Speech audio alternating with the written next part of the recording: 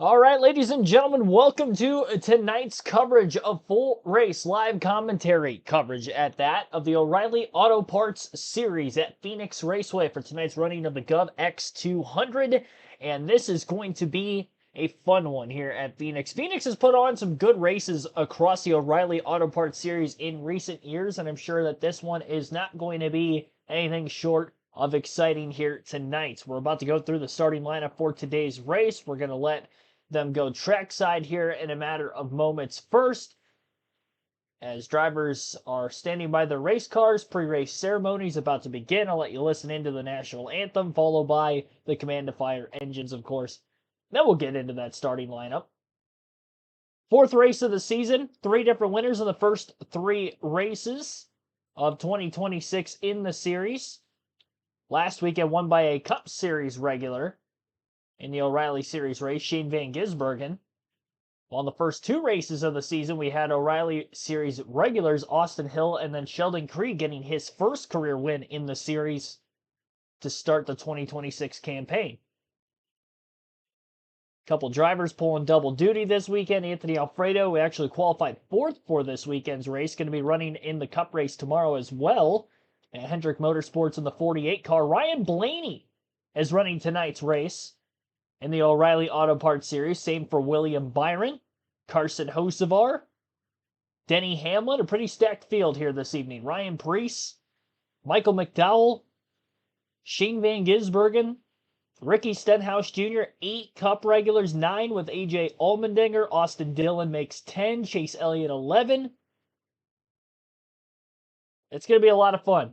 A lot of fun tonight. 11 Cup regulars in the field. Enjoy because of the men and women in uniform who have served and who are serving at this very moment.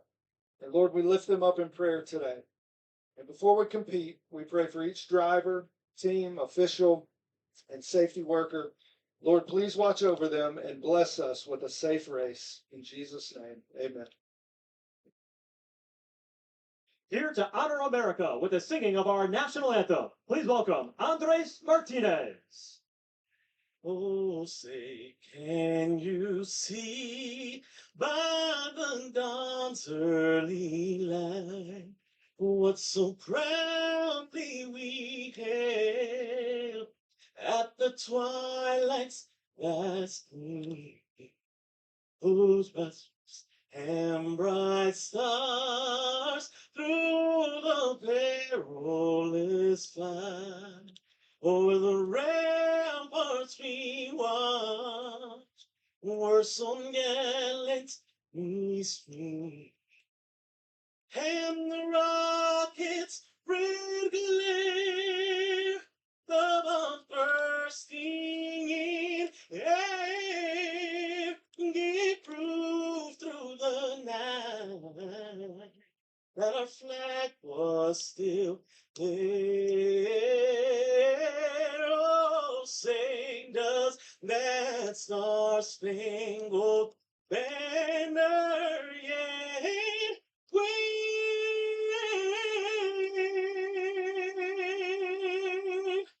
o'er the land of the free and the home of God?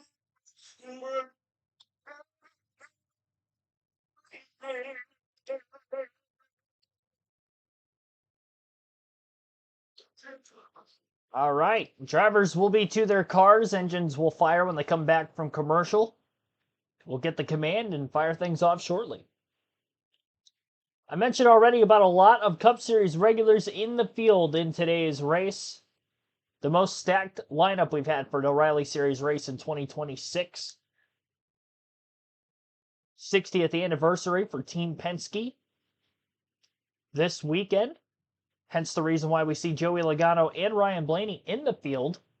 Not only pulling double duty, but a realistic shot to go and win both races this weekend for both those drivers. Logano, a 4-time Cup Series Phoenix winner. Ryan Blaney won the Phoenix Fall race last season.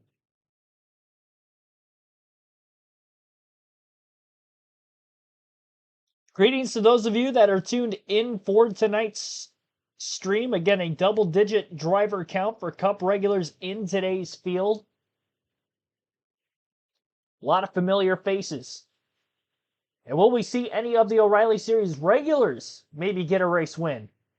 Here's an Allgaier who's won multiple times at Phoenix. Brandon Jones, a former Phoenix winner.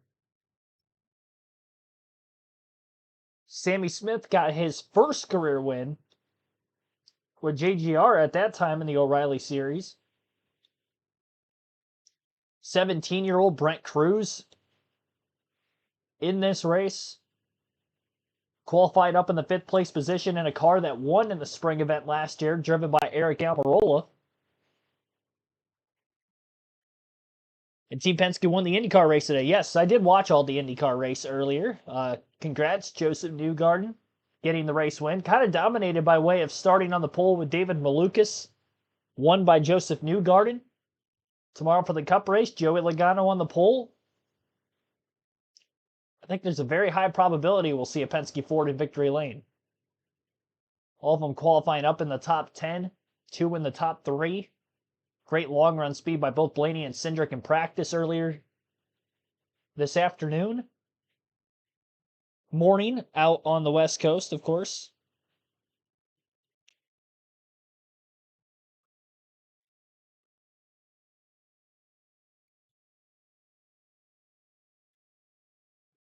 $17 likes on the stream. Our goal is to get to 100 likes for tonight's race. Please do so. Helps the streams out a ton. Subscribe for more NASCAR content. Live commentary streams like this every NASCAR race weekend for Truck O'Reilly Cup Series races, as well as Cup practice and qualifying. It's our second stream of the day. Earlier this afternoon, about 7 hours ago, we started the NASCAR Cup Series practice and qualifying stream from Phoenix, where we got to see, of course, Joey Logano, who I mentioned already, on the pole for tomorrow's race. Appreciate everybody tuning in. If it sounds like I'm nasally or, sound congested in any way, I am a little under the weather today. I did preface that earlier during the practice and qualifying stream, but still here for this weekend. No call-offs on the channel. Pulling through with it. I'll try to mute the mic as quickly as I can if I feel any kind of a cough or have to clear my throat in any way, so you guys aren't going to hear that disgustingness. You can vote for who you think is going to win today's race on the chat poll. That will stay open until the end of Stage 2. Our poll options are between Ryan Blaney, Joey Logano, Chase Elliott, or somebody other than those three. And surprisingly, 60% taking other. 20% for Logano of the 15 votes, 7% for 7% for Logano, 13% for Elliott, and 20% for Blaney of those early 15 votes. All right, let's go trackside. They're going to give the command to fire engines here within the next waning seconds. 28th falls short of what the team's goals are every weekend to run top 5 and be in contention for a win. Crew Chief Jason Radcliffe said there's going to be so much tough competition despite how good our car is. It's going to take a lot of work to get that victory. They're going to have to get through the 2 of Jesse Love, and he also brought up, Dylan, how good their teammates are. Absolutely. The Gibbs cars have been maybe the class of the field so far this weekend, and Brandon Jones is one of those. It's been a quiet start to 2026 for the 20 team. That may not be the case for long. Phoenix starts a stretch of tracks that on paper line up very well historically for Brandon and the 20 team. This one is included. You won here in 2020, and back-to-back top 5 results with the 20 car last year are reasons to be optimistic. Plus, they qualified 3rd tonight. They'd like to convert that good starting spot to stage points early, and a good result 200 laps from now. Nothing left to do but race them here in the Valley of the Sun. Let's go racing at Phoenix with the NASCAR O'Reilly Auto Parts Series and get the command. Phoenix Raceway, here to give the command to fire engines with the most famous words in motorsports. Please welcome Arizona Cardinal Pro Bowl strong safety, Buda Baker. Drivers, start your engines.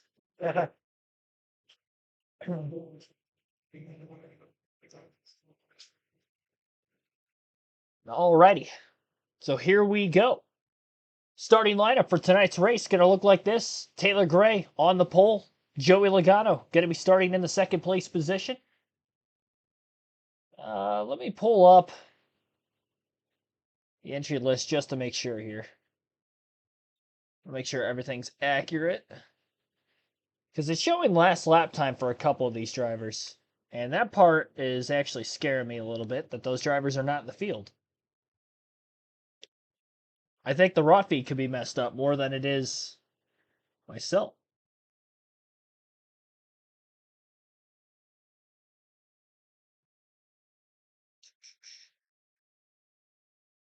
Okay, so they are not in the field. I gotta put another poll up. Let me end the chat poll. I was just talking about all the Cup regulars. The raw feed is messed up. It is showing a mix of O'Reilly drivers and Cup drivers. And the reason why, I was like, wait a minute. The lap time that Joey Logano has right here that says last lap time, which the race hasn't started yet, 26.561, that was his pole lap earlier today.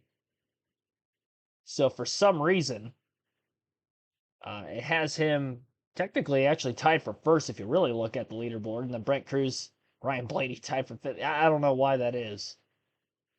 Very odd. So a lot of those drivers that I mentioned are not in the field. I apologize for that. William Byron is in the field, by the way. That one's accurate. So let me get another chat poll up where you'll have until the end of stage 2 to vote. All right. Who will win the O'Reilly race at Phoenix? So we do have William Byron in the field. That Cup regular is accurate. Anthony Alfredo doing double duty this weekend. Obviously part-time in O'Reilly, but filling in for Alex Bowman, who's out for the Cup race tomorrow. Looking back through this again, just to make sure I didn't miss anybody. I think it's just Byron. Okay. So we'll go Byron, Jesse Love, who won the championship race and championship here last year, and Justin Allgaier, who is always great when going to Phoenix.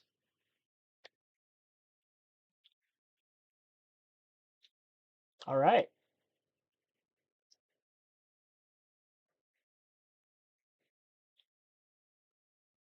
So voting options are between Allgaier, Byron, Jesse Love, or other. Than those three. Audio in and out, or is that only for you? Hopefully it's only for you and it's not a me problem.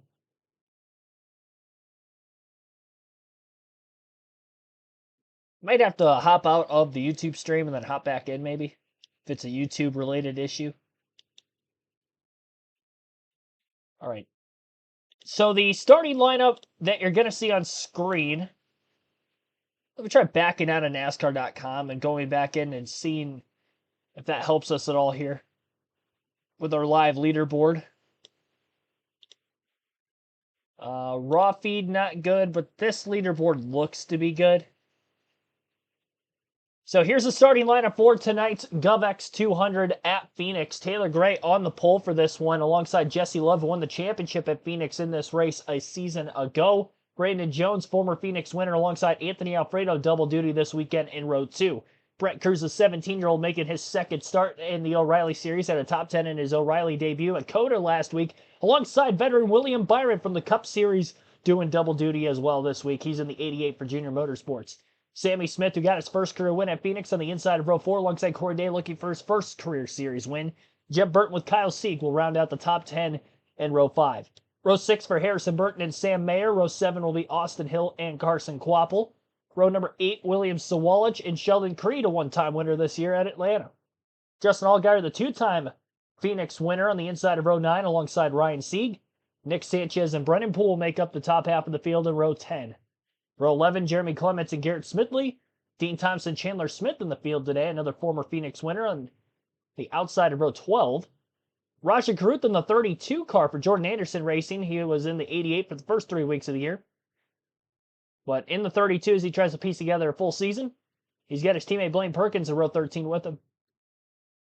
Austin Green, Patrick Staropoli in row 14. And then Daniel Dye in the 52 today alongside LeVar Scott in row 15.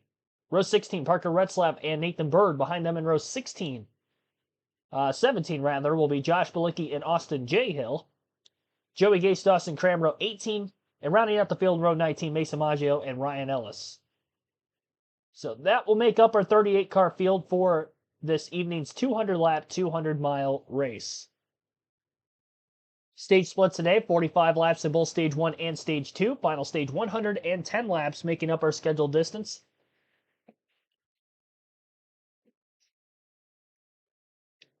Brian Teakin, Terry Lewis, H. Holly D, Frank Powers, Bam Hall, Dean Tate, Wayne Martin, Robert Goodrich,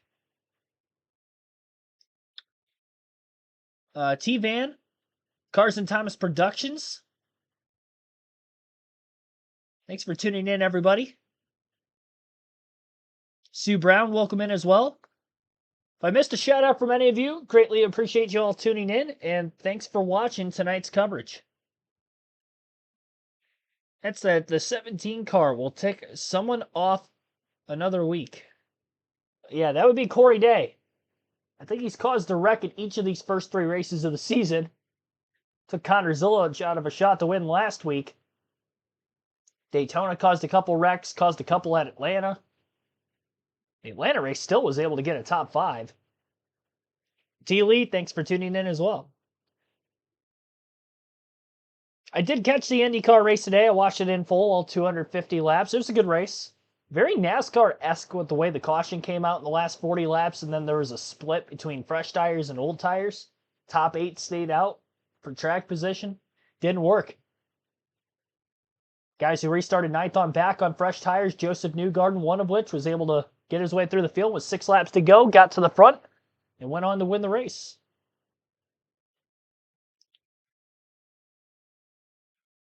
Already up to 26 likes. Again, our goal is to get to 100 by the end of the race today. We'll have a diecast showing at the end of stage 2.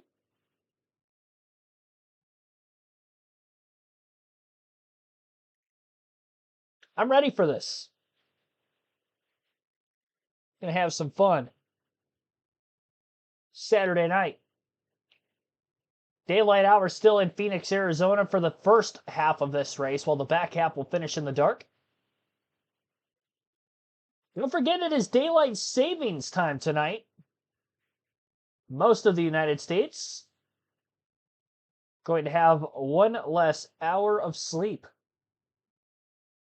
Yay. You know what? I don't have to work tomorrow, so I'm going to sleep in anyway. That just means we're 1 hour closer to race day tomorrow. That's what I look at it as.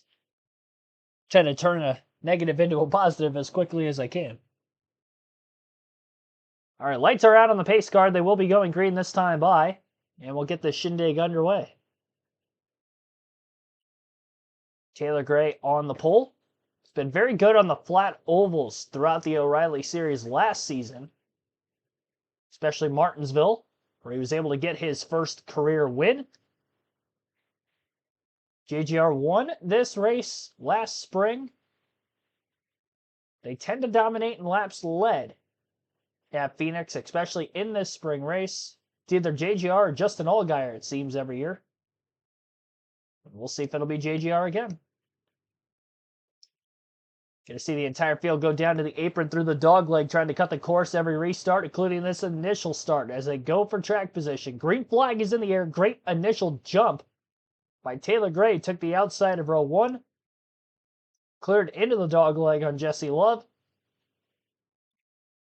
Able to get down to the inside of the racetrack with ease.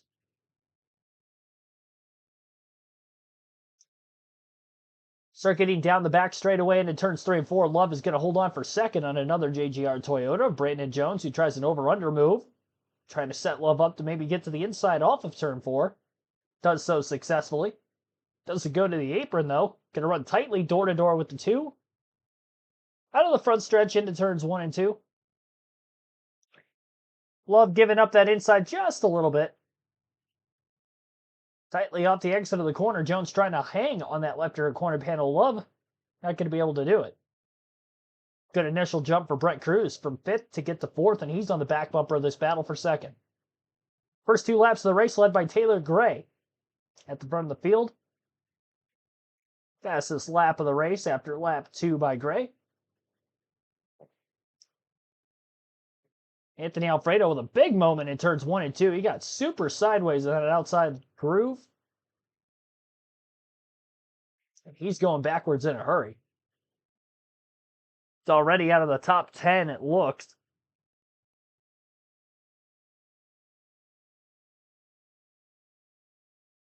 Sixth, actually. Camera angle, it made it seem like he was further back in the pack.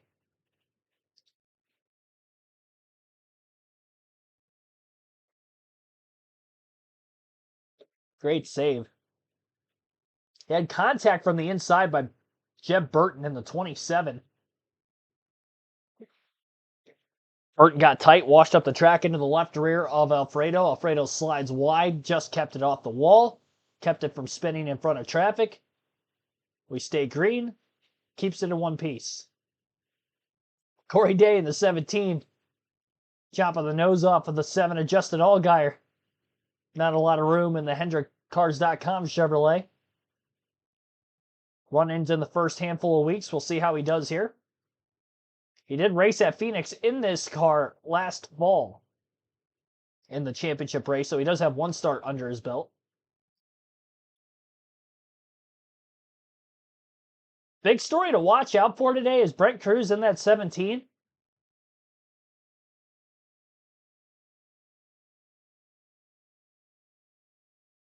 Being a great JGR equipment here this weekend. A top 10 in his debut in the series last week. Could become the youngest winner in series history if he's able to win at the age of 17 today. Another phenom within the lower ranks of the series, Truck O'Reilly, with a bright future ahead. The highest form of stock car auto racing in America. Lincoln Kim Hollingsworth, Regina Huddleston, thanks for tuning in. Phoenix's Mountain Time, Standard Time doesn't change. Okay, so it's Mountain Time. Mount Standard. Okay, gotcha. Yeah, I know Arizona doesn't fall under the time change, and I think Alaska, or is it Hawaii? There's another state, one of those two, also does not fall under the daylight savings time changes.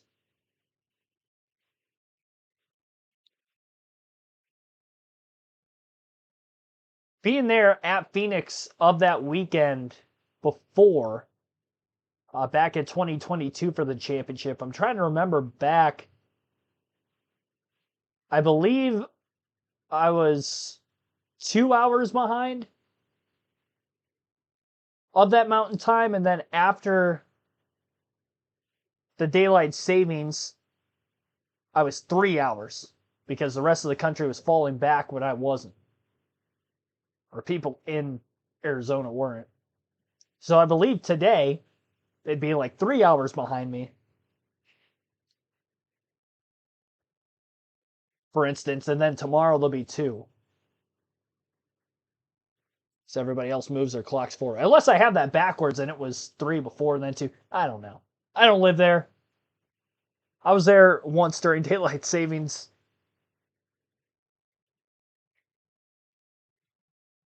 Now that I think about it, when I was there in the fall last year, I believe I was 3 hours behind, so.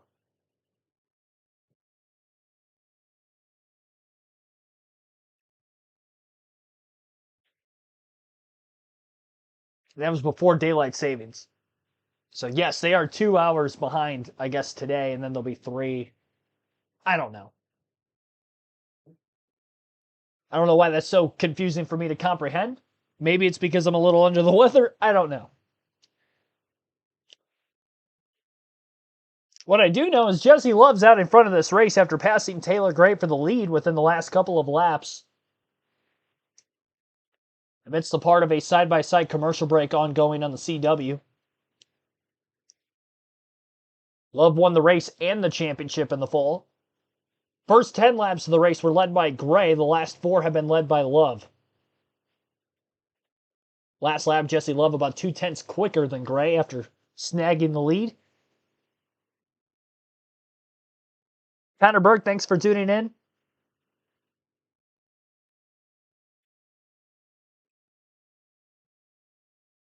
John Barber, welcome to the stream also. I see you in the chat. Missed you earlier.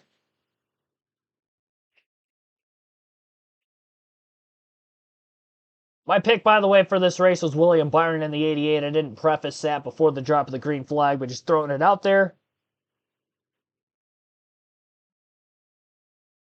William Byron, again, is my pick for tonight. Playing it safe. Taking the cup guy. Jesse Love looking pretty sporty, though. I will say. Byron in the 88. If he was in the 17 car, I'd maybe hesitate a bit. But in the 88, that was the flagship car for JRM last season. Not only won by Connor Zilic, but Kyle Larson stepped in and won a race. Parker Kligerman in a race that was started at Daytona by Zilic was able to drive into victory lane as well. 25 car, Nick Sanchez slow on the racetrack. We'll see if he gets to pit road.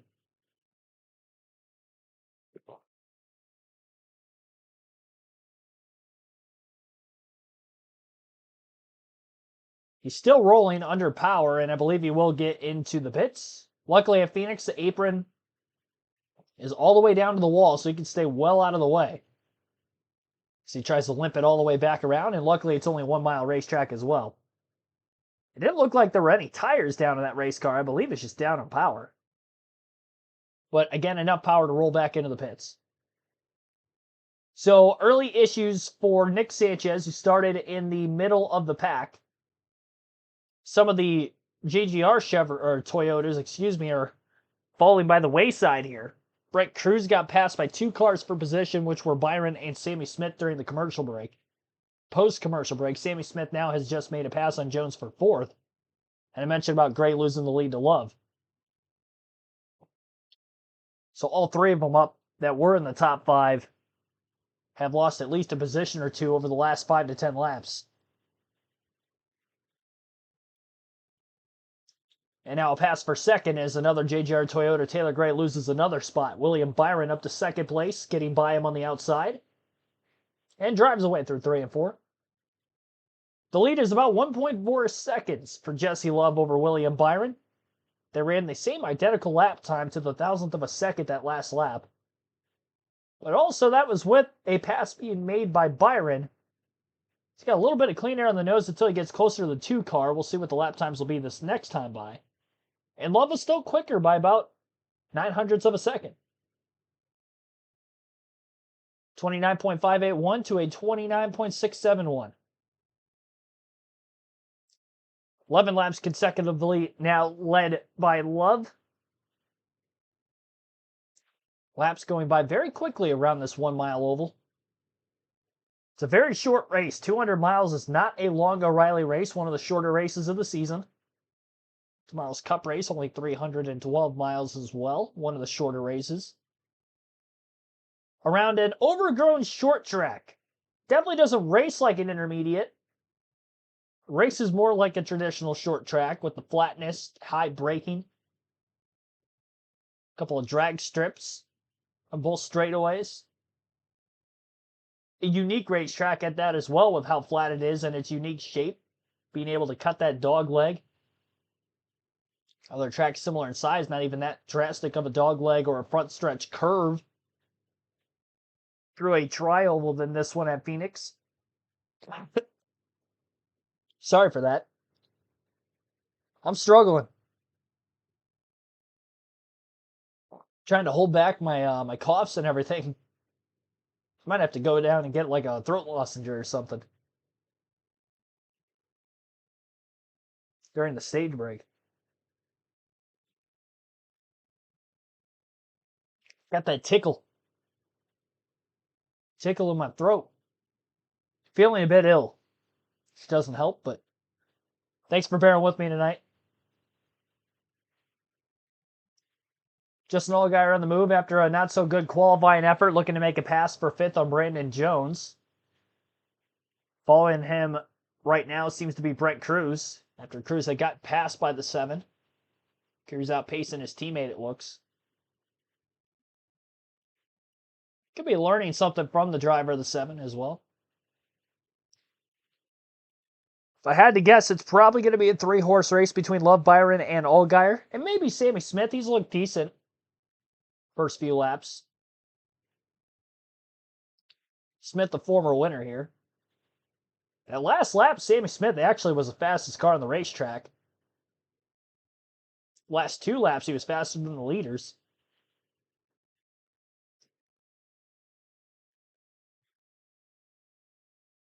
Cruz now battles with Brandon Jones after the pass was made by Allgaier about a lap ago.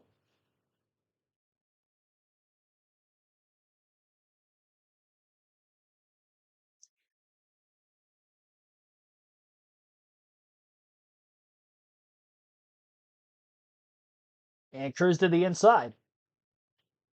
Jones on the high side. This is a battle in turns 3 and 4.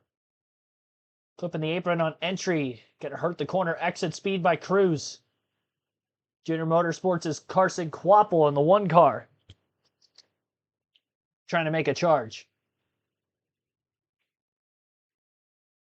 All the JRM Chevys look very good tonight. The 88, the 7, the 1, and the 8, they're all progressing forward. The JGR Toyota is not looking that great. Practice and qualifying was under the lights last night for the O'Reilly Auto Parts Series.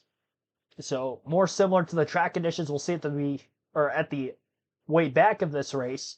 The back half versus the front half. Captain Goody, thanks for tuning in. Greetings from Australia. Fast Pasta falling back. Yes, he is. It was a pretty solid qualifying effort by Anthony Alfredo. He is way, way back. 11th. Not as far back as I thought, but he is outside the top 10. 7 positions lost after qualifying 4th. Kvapil made quick work of Brett Cruz, a little bit longer to try to make the pass on the 20 of Jones. He had all 4 tires on the apron through 1 and 2, really driving it in deep. Trying to take the shortest route around, hurting his straightaway speed a bit, though, to try to hang with him on the backstretch. I'd take another lap plus to make the pass. And he gets by him clear into turn 1. The following side of the racetrack, so good setup corner through 3 and 4. Made the pass on the dog leg, and up another spot is Kvapil now to 5th. All 4 Junior Motorsports Chevys inside the top 5, running 2nd through 5th. Affiliated teammate Hendrick Motorsports the 17 at Corey Day is in 10th. While the RCR Chevy Jesse Love leads.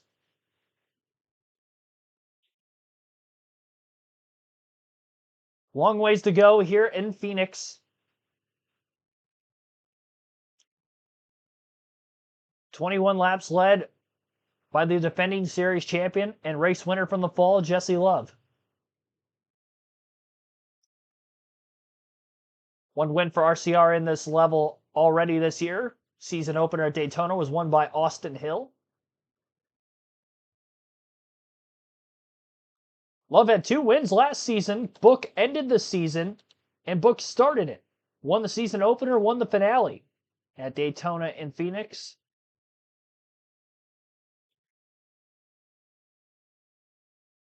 He also won both Atlanta and Talladega the season before.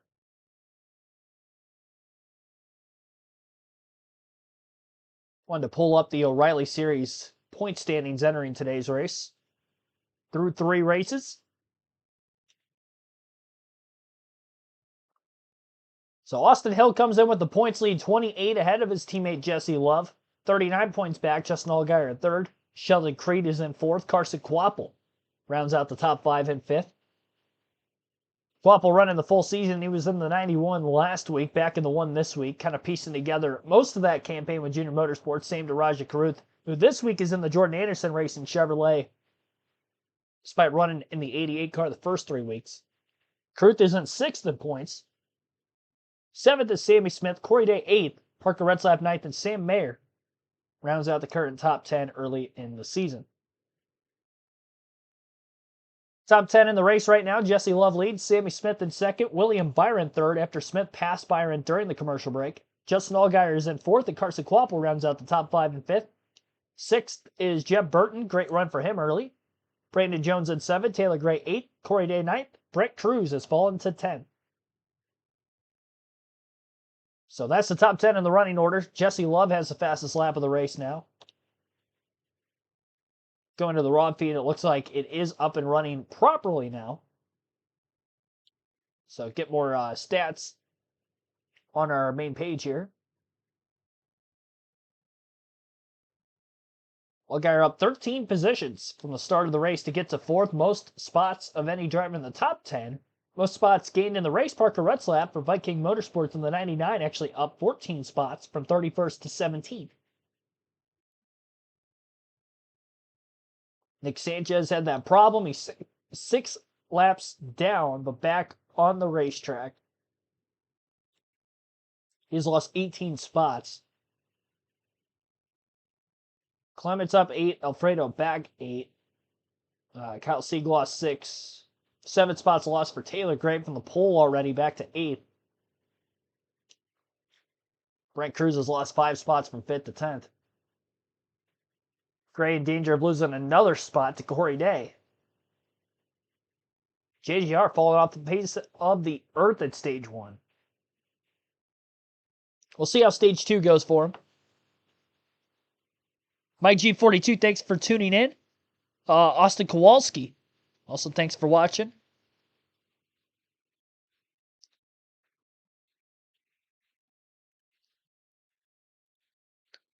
CW broadcast way better than Fox. It was like that for most of last season as well. I'll let you listen into their booth every once in a while throughout the course of today's race. Good to give my voice a rest while I'm a little under the weather tonight, so sorry if I sound a lot different than normal. Short-breathed. It's not the lung capacity, it's the fact that my throat, the strep throat, just feels weird. Stuffy nose. Edward Kinsey, thanks for tuning in. 7 laps to go in stage 1. With Love out in front, he's got about a second lead over Sammy Smith. 3.1 seconds to Byron in third. 3.3 seconds to Justin Allgaier in fourth. Good battle for third going on between the 88 and the 7. Carson Quapple is 4.9 seconds off the lead in fifth. So that's the top 5, the intervals between them. Jesse Love is hitting quite a bit of lap traffic late in the stage, having to alter his lines on both ends of the racetrack, which is allowing for Sammy Smith to beat him in lap time, lap over lap, and cut into this lead a bit.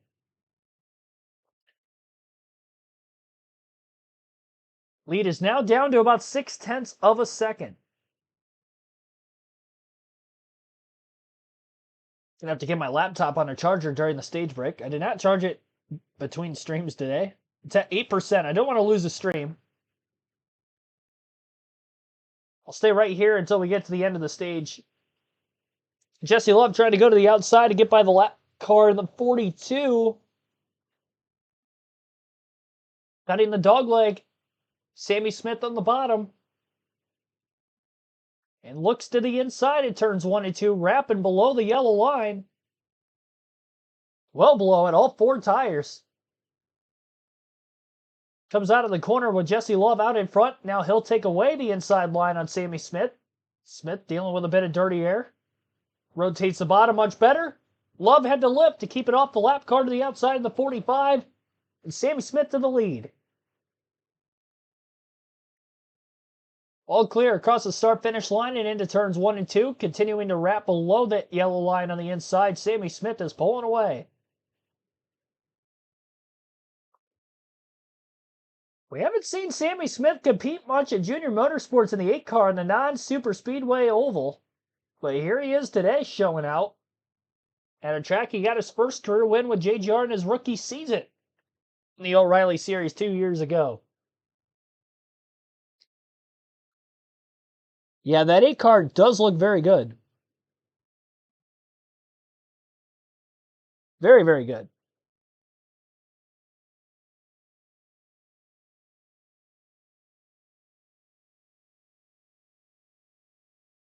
Yeah, hot honey tea is good for the throat. I don't think I'm going to lose my voice tonight, so that's good. But if I step away at any moment, it's going to be so I can blow my nose and clear my throat away from camera and off the mic. Just like I was doing earlier, so be leery of that. Yeah, Jesse Love, I don't think is going to have any shot at Sammy Smith to try to get him back. He's 2 seconds ahead of Allgaier, who is in third. Byron's actually slipped back to fifth. Quapple has gotten by him in recent laps. 1 lap to go for Love to try to make up some ground on Sammy Smith. There's a lap car in front of Sammy. Love is about 4 to 5 car lengths back into the braking zone in turns 1 and 2. Just seems like Love is not able to get the center off in the turn and keep that car down lower to the inside of the track, just kind of cutting the surface area of the track up. It's where Jesse Love is just getting all of his ground. Some of that could be just managing tires better over the course of a longer run. We did see about 2 seconds of fall off in the first stage of 45 laps. Stage 1 now in the books. And congrats to Sammy Smith off to a hot start tonight. Sammy Smith started 7th, leads the final laps of stage 1, wins the first stage. Jesse Love in second, about 3/10 back.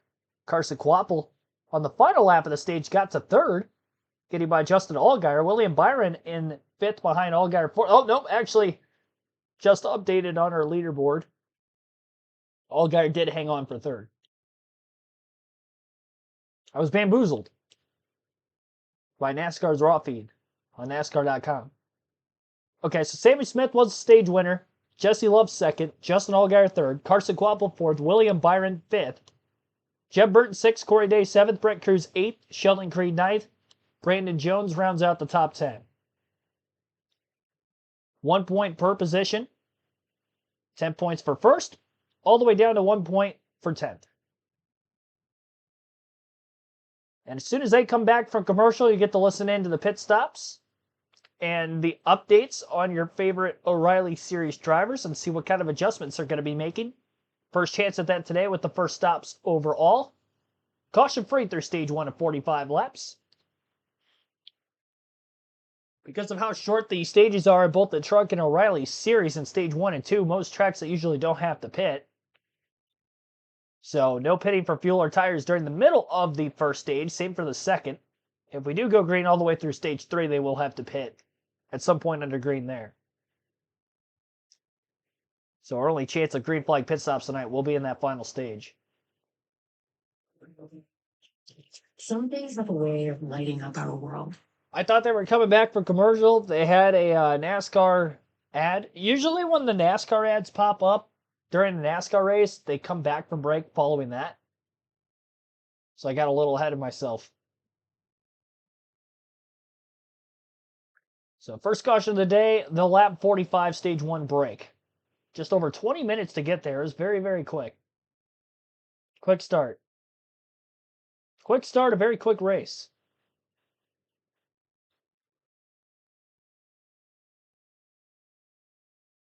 $200 miles is not a long time. If we don't have any cautions for actual incident, this race will be less than 2 hours.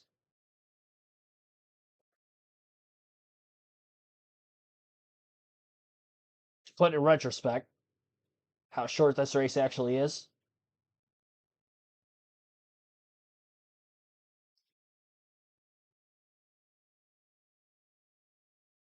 See if they come back this time.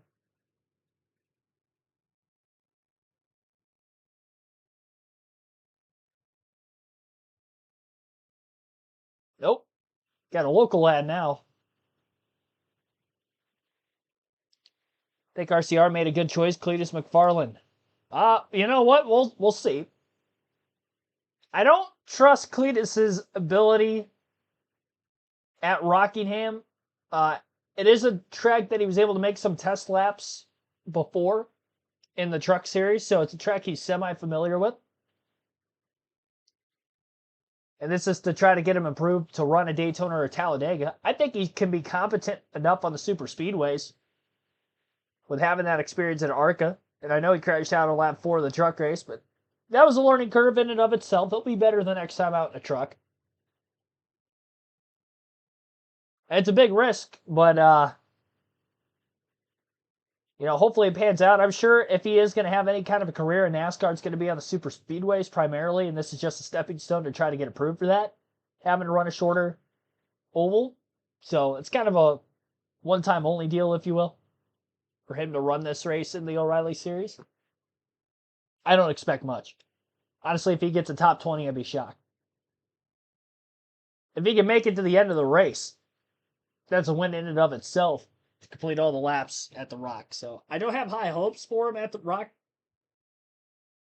I think he can fare a little bit better at Talladega and Daytona, having laps there before in full in an ARCA race, but we'll see.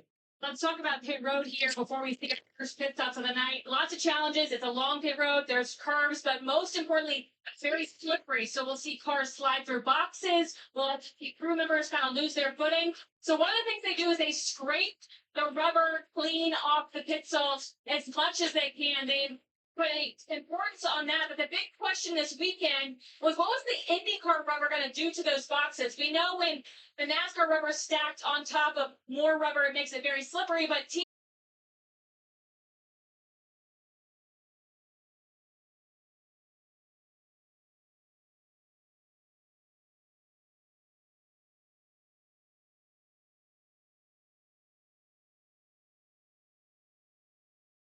All right, I'm back. Appreciate everybody that stayed tuned in. And for those that tuned away, I'm sorry for that outage. Little powwow, if you will. We are back. I was going to get the charger right at the end of the stage, and the laptop died on me as I was getting the charger. So I thought 6% was going to be enough to get up, but apparently it died on me a little early. Yeah, it's still at 6% right now when I plugged it in. That's kind of BS. How did it die on me before I hit 0? I had 6% left. I was like, oh yeah, plenty of time. Get to the commercial and go get the charger. Nope. But yeah, we're back. We had some pit stops for the first time today. It was the only thing that you guys would have missed here on the channel. Right at the end of stage 1.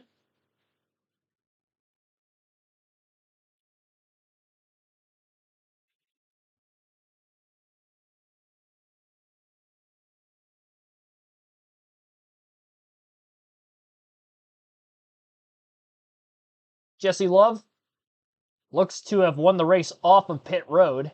Sammy Smith, who won stage 1, cycles out of the pits in 3rd.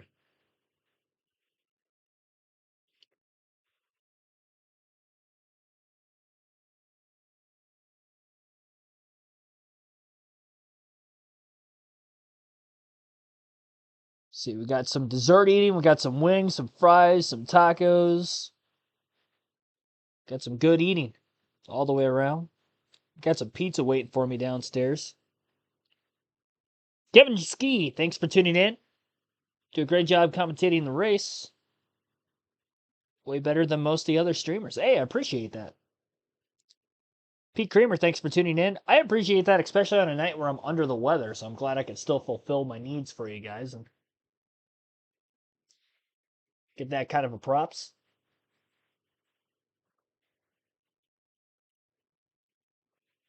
I can be more enthusiastic when we have passes for the lead like that.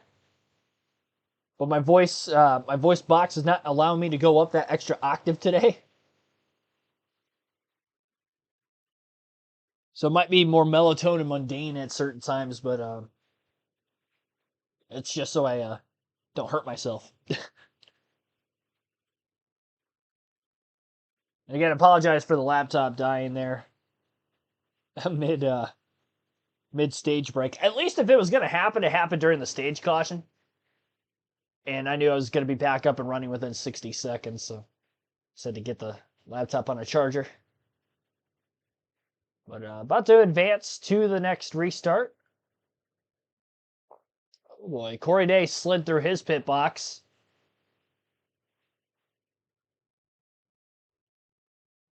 At least a little deep.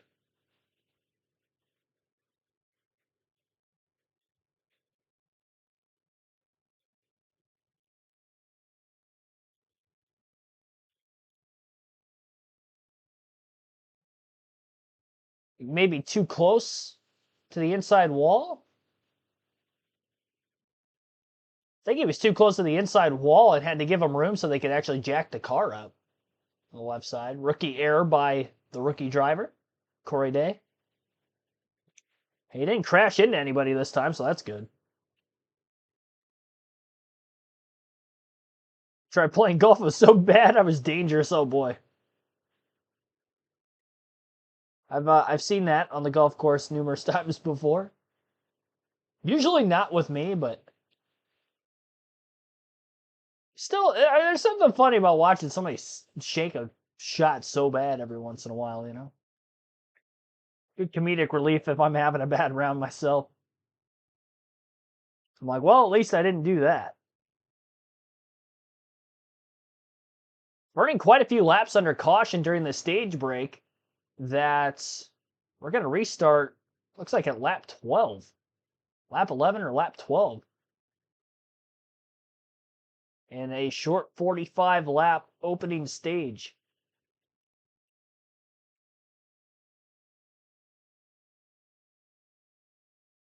So as we are about to progress to the next restart, we'll see how this is going to go. Jesse Love won the race off pit road. He is the leader again. He'll be on the inside of row 1.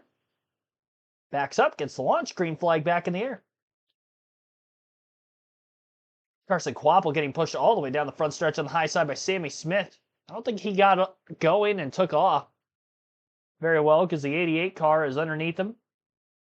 That would be William Byron.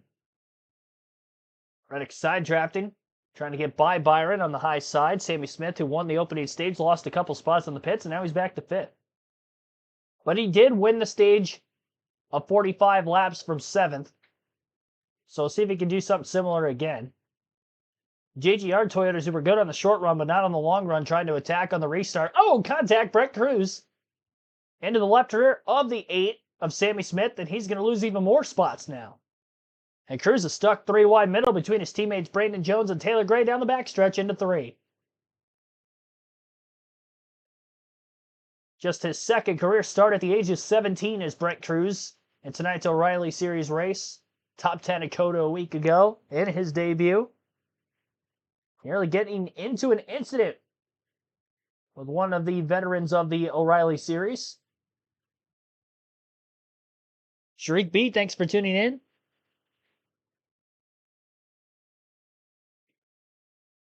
I don't want to say Corey Day is forever going to be a hack. I mean, he's so early into his driving career. He's got a lot to learn. The good news is he doesn't have to learn about being fast because he's naturally quick. It's just got to hone in the aggressiveness. Like with what happened with Brett Cruz there. Another young driver. Teenager. Sammy Smith not giving him a lot of room. And Cruz is going to make the pass to stay in front of Sammy Smith anyway through 3 and 4. If there was a younger, inexperienced driver that kind of washed up into me by overdriving it, the last thing I'm going to do is not give him enough room in the next corner. Because I think he needs the extra room. Try to get the car underneath him. Put it in a compromised position. He ends up wrecking into you. It's kind of just as much your fault as it is his. You got to be able to take care of each other out there. No need to have to battle that aggressively as well for 7th place. Early in stage 2. I know Sammy Smith wants to get going. Hard telling how much of his tires have gotten used up because of that contact getting a bit loose. Definitely did not do him any favors. Man, Harrison Burton get all that apron through 3 and 4. I've seen quite a few drivers do that. Some of which were having problems in Cup practice and qualifying earlier trying to wrap that, but I wonder what these O'Reilly cars, they just get a little bit better traction control down there in the paint than what the Cup guys do. AJ Up, thanks for tuning in. Missed stage 1. How many cars did Dave Riker smash so far? That's insane. Everybody's bashing Corey Day in the chat, which, I mean, the blame is there. He hasn't done anything wrong on track today. He did slide into his box wrong, but he didn't wreck anybody yet. If he can have a clean race today, it's a step in the right direction. He's definitely got speed to get a top 10. He was 7th at the end of stage 1. Slow pit stop, being too close to the pit wall. He lost quite a few spots, had to back up and get pointed back so they could jack the car up again. So now Corey Day is back to 15th. He was actually 23rd on the restart, but he's gained 8 positions already. Nearly 4 wide in turns 1 and 2. Back half of the top 10 around Sawalch, Jeb Burton, Dean Thompson. A couple others. The battles for 11th, actually. Harrison Burton's in there. Jeb Burton was 6th at the end of stage 1, also lost quite a few spots. Pretty good night going for Jeb so far. I usually see the Jordan Anderson racing cars that high up in the running order, especially that early in the race. Maybe they'll qualify well and then kind of fade throughout the race, but not for him.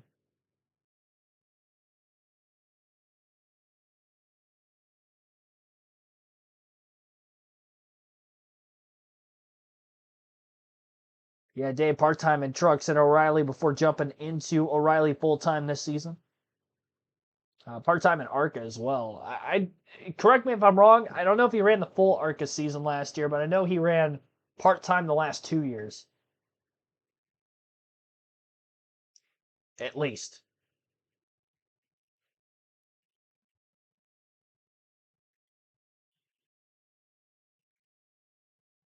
Top 5 in the running order as we're midway through stage 2 as Jesse Love in the lead, Carson Quapple 2nd, William Byron 3rd, Justin Allgaier 4th, and Brett Cruz rounding out the top 5 and 5th. End of stage 2, we'll have our diecast showing.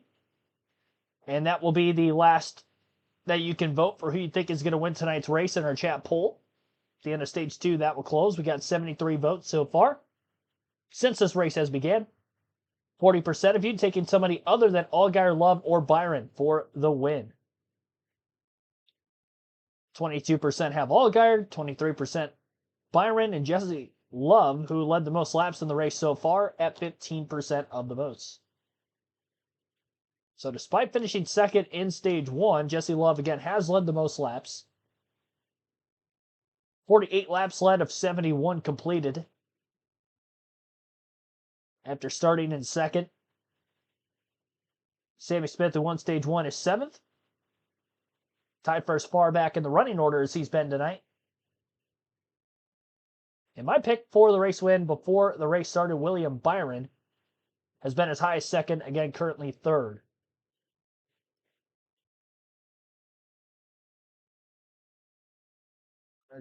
So all the junior motorsports Chevys were really good on the long run back in stage 1.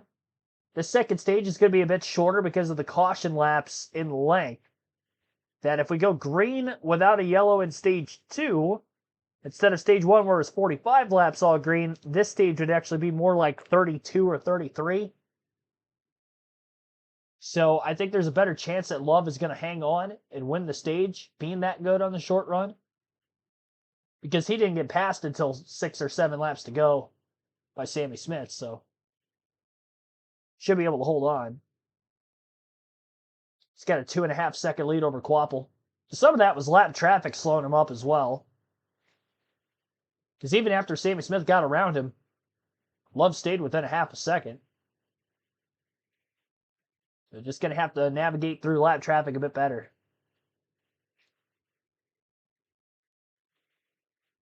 Bond 1771, thanks for tuning in. Glad didn't miss much of the race. Just liked, appreciate that. Hopefully you're here for the rest of the night.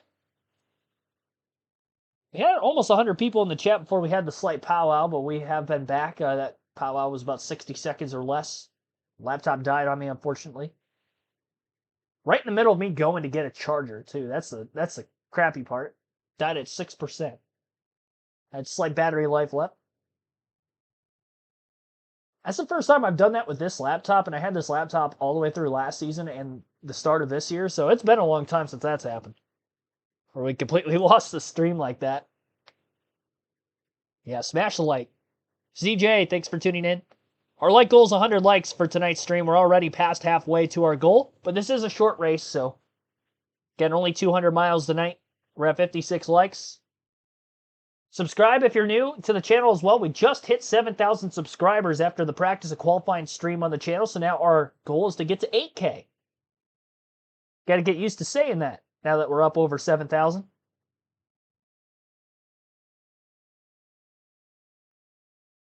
$8K it is. We'll see how far into the season we can go before we get to that.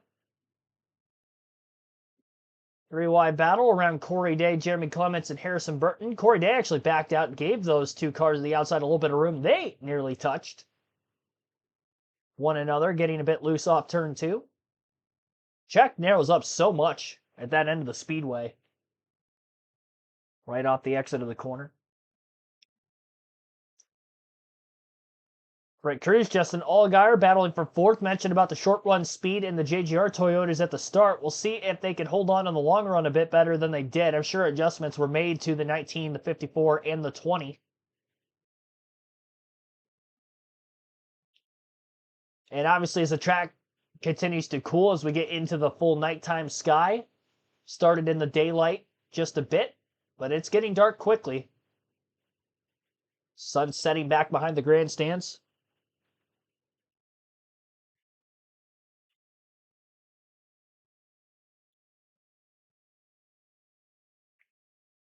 12 laps to go, stage 1 this time by. Love's lead is now 2.9 seconds over Quapple in second, 3.9 seconds to William Byron in third, 4.4 seconds to Brett Cruz in fourth.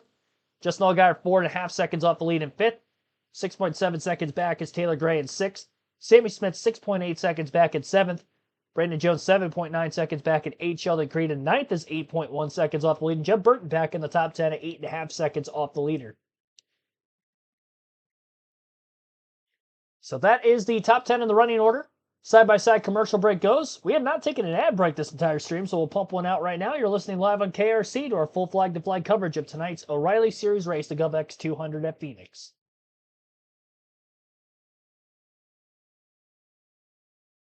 Who's led the most laps? Jesse Love. Love has led 58 of 81 laps so far. Kind of picking up where he left off by winning the fall race. Did not dominate that race, but he led laps and led them late when they mattered the most. Was quick all night. He ran top 3 the whole race, but didn't make the pass for the eventual race win until the final 20 to 30 laps over Connor Zilich, and then never looked back.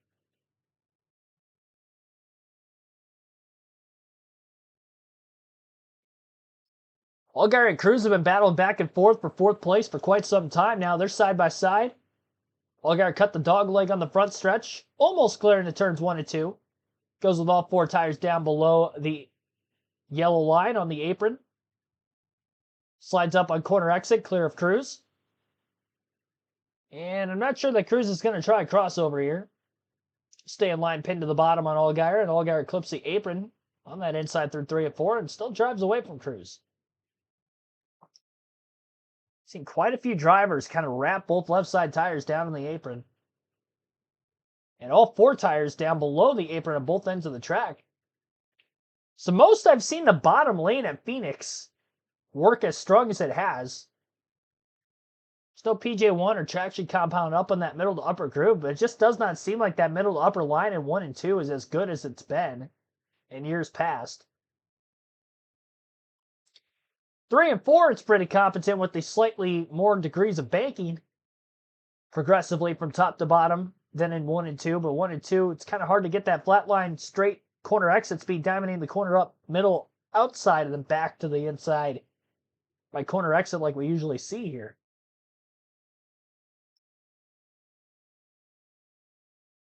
Love continues his lead at 3.5 seconds that time by at the line.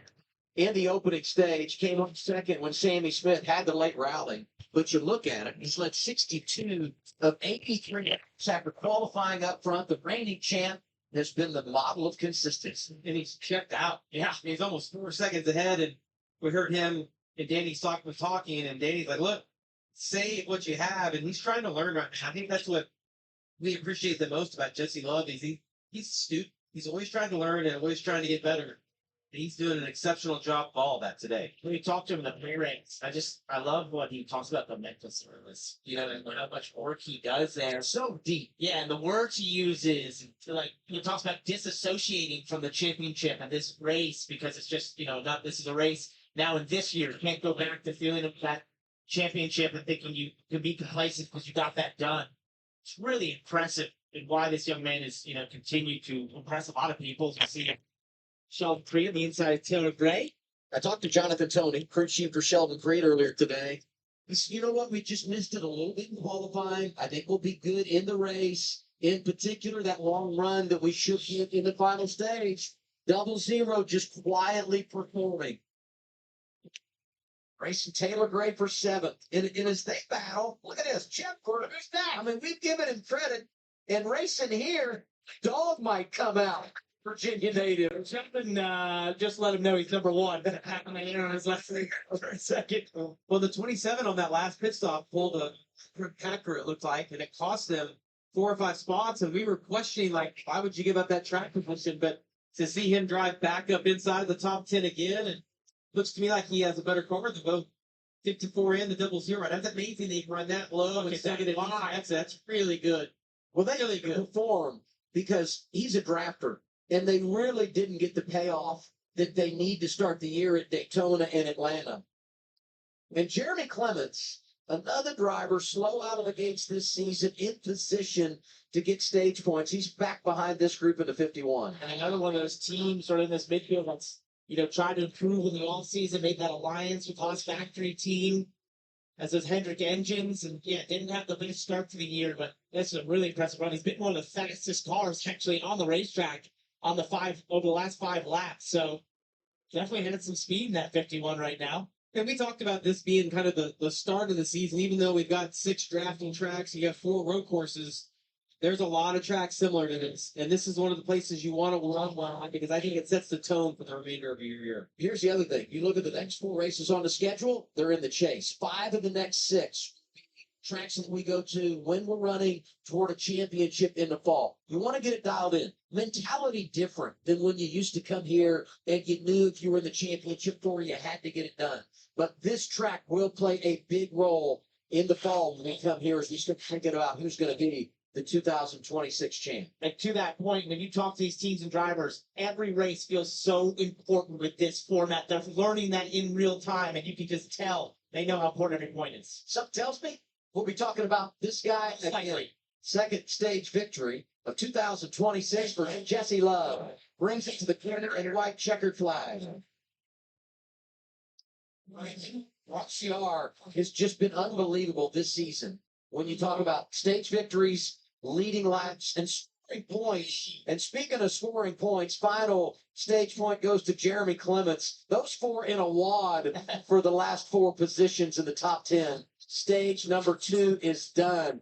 And the reigning champ feeling comfortable in Phoenix again. All right, Jesse Love wins stage 2 after her second place finish in stage 1. Good points night to start. Carson Quapple finishes second in stage 2, right where he started this stage. William Byron third, Justin Allgaier fourth, and Brent Cruz rounds out the top 5 and 5th. 6th for Sammy Smith, Jeb Burton 7th, Taylor Gray 8th, Sheldon Creed 9th, and Jeremy Clements rounds out the top 10. 1 point per position inside the top 10 for the end of the first 2 stages. Final stage underway.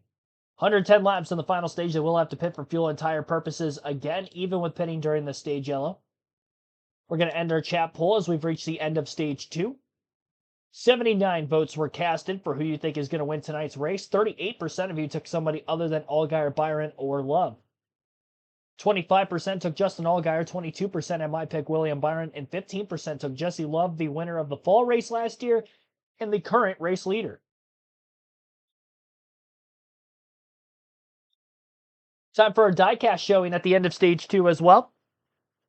For an O'Reilly Series race, I'll bring out a former O'Reilly Series race car. And it's going to be a driver who has won 9 times at the Phoenix Raceway throughout his Cup career, that being Kevin Harvick.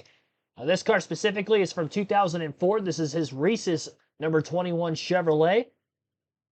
There you have it. Classic. Always loved the Reese's cars. Even Justin Allgaier's Reese's scheme that he's had a couple times in recent years I really like as well. But this is the original Reese's car in NASCAR, in my personal opinion. There could have been one before this, but in the early to mid-2000s, it was this car. I know Clinton Boyer drove it for a short bit of time, the number 21. But Kevin Harvick, 2-time, at this time, Busch Series champion. A little classic car for you. And don't worry, I won't be showing off another Harvick diecast tomorrow. Got a different former Phoenix winner lined up for that one. So that is tonight's diecast showing for the end of stage 2.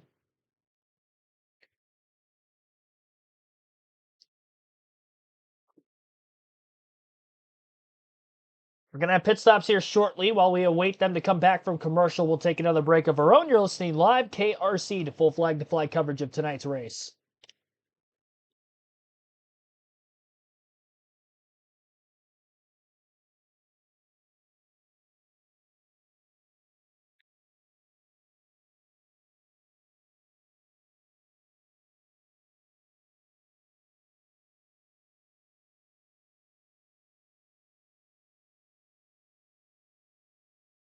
Harvick won Bristol with that car. He won a few races in this race car. I believe he's top 5 all time in O'Reilly Series victories.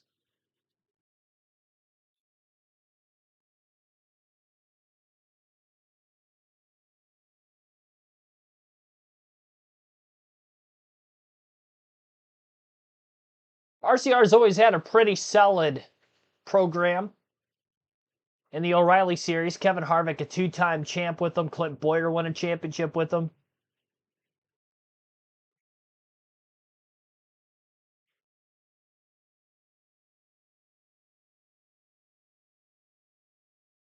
Austin Dillon, Tyler Reddick, and last year Jesse Love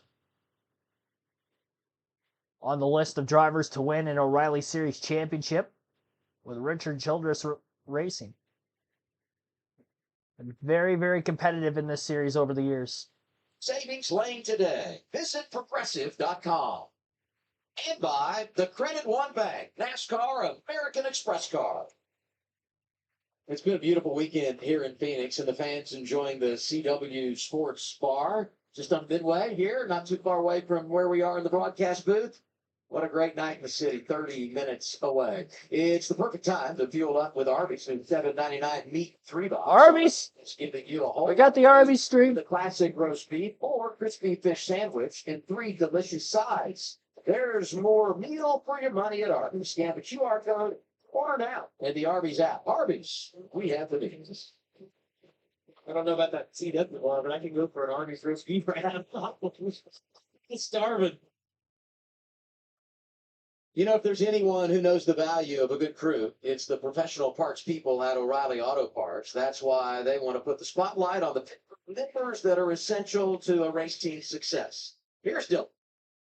Yeah, this is Edward Townsend. We call him Dewey. He's the new crew chief for Nick Sanchez on the 25. Houston, Texas native, and he was an engineer at the Cup level with Legacy GMS for quite a while before he came here to the AM Racing fold. A former racer himself in his younger days, raced bandoleros, raced motocross, raced drag cars. He has a younger brother as well who races sprint cars now. This is the pick of him a few years ago now, but Edward and Christopher certainly a good bond. And then this is him with the King and Eric Jones after winning the Southern 500. So he brings a lot of experience, depth of knowledge to this AM Racing group, and he's been a valuable add, speaking with Nick about Dewey and him taking over the leadership, just what he's done. It's been a big gain for this team this year. As cars are on pit road, and we will start at the entrance of pit road with the 88 of William Byron. They were pretty happy with their race car, but felt like they needed to go back on their most recent adjustments, said that they tightened up too much. We'll undo that for this stop.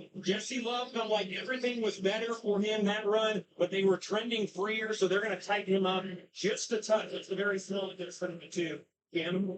And Carson Quaffle stops in his box. He's got the very last box before exit. He was saying the only way I can get it to turn is to put the right front in the paint. 4 or 5 out of 10 tight. Definitely said he felt like he had right side tire degradation from trying to get it to turn. Air pressure adjustment both on the front and rear, as well as tape adjustment.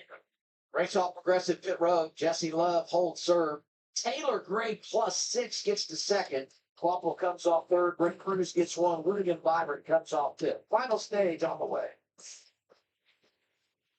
It is worth noting that there was about 2 seconds of tire fall off over the course of the 45-lap green flag run through stage 1 from start to finish. Now that was in the slightly daylight hours of this race. We are nearing complete darkness now, so as the track temp cools, might not see quite as much fall off as there's slightly more grip in the track, and obviously teams are making adjustments, but there's still a decent amount out there, and we'll see how that is going to go throughout stage 3.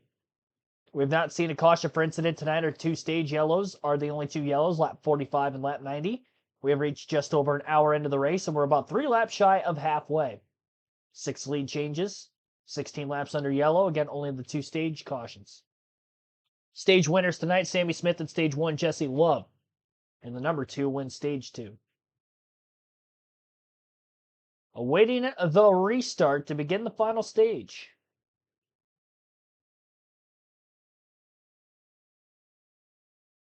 Lots and lots of racing upcoming. Be sure to hit the like button if you haven't done so yet. Again, our like goal to get to 100. We're at 63 on stream. And subscribe. So we're on the road to 8,000 subs on the channel. Live NASCAR commentary every NASCAR race weekend, just like this for O'Reilly Cup and Truck races. Truck Series off this weekend, and they're actually going to be off the next couple weeks yet until March 20th on a Friday night in Darlington, South Carolina. So we will not be seeing the Truck Series here for a couple of weeks. I believe 3 weeks off, counting this week on their schedule. 2 weeks off, sorry. 3 weeks between races, 2 weeks off for the trucks. No West Coast swing for them. They were in St. Pete last week on a standalone event and a doubleheader with IndyCar. And IndyCar now doubling up with O'Reilly and the NASCAR Cup Series this weekend in Phoenix. And its own kind of a tripleheader weekend. ARCA race was on Thursday night as well. A little earlier in the week. So if you were at the racetrack this weekend, you got your plethora of racing across many forms of motorsports. Fun little IndyCar race earlier today. Multiple grooves. I was a little scared going in that there wasn't going to be many passing opportunities, but with the rubber from the Cup practice and qualifying that went on earlier in the day, the track was actually rubbered in quite well before the start of that IndyCar race. And they had multiple grooves right from the get-go, and a lot of great battles, different tire strategies. And that led into the finish of the race, where Joseph Newgarden was able to steal away a victory. After qualifying in third. Didn't lead a lot of laps. Christian Rasmussen, he was the guy to beat. And he was putting on a show, and contact between Rasmussen and Power in the late going, battling for the lead. Pretty much took them both out of it. Tammy Francis, thanks for tuning in. Our final stage. Be interested to see what the 41 to Sam Mayer has, getting a restart up front with these guys. Haven't really got to see what that car's capable of, and everybody gets another swing at it again. The sun is completely set now. We feel like most of the IndyCar rubber is gone. You're going to make those adjustments to your car and hope that you've adjusted the right way. And this place changes a ton as the sun sets. You know, it gets way colder out here in the desert, basically loses a lot of that hot air. Look at me. I'm not going to do my science of why that works, Jamie, but why that happens. But nonetheless, this track changes a ton. The temperature changes. And so you've got to make big swings. And then on the flip side of that, sometimes this track can just come to you in a lot of respects if you don't make big changes. All right, time for the choose. Going to be right at the halfway point as we get ready for the final stage. And the choose brought to you by Freeway Insurance. More ways to choose, more ways to save. Freeway, your way.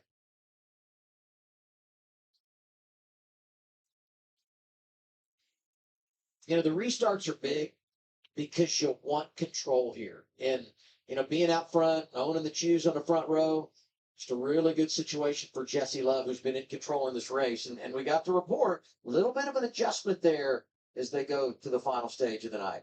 And I think something that Jamie referenced earlier is showing up here, which is we saw in November that bottom be really successful on these restarts. I saw a couple cars who went further back, choosing the bottom, losing a row, just because it does two things. One, if you can get hooked up down there, but then secondly, when you have that exit plant to the inside of that dog leg, it just gives you so many options. Being on the outside, you can get great momentum, but being the inside, it feels like you can almost control your destiny a little bit more by using more of the inside of the racetrack, by trying to just, you know, shortcut the track and slide up into the position you want to be in. Well, and if you're Jesse Love, it worked for you last time. Why change it up now? You got an great launch last time. Was actually able to clear those guys. And man, Adam, when he can get up front, he can manage those rear tires. We heard Allgaier reference that. A few of the other guys.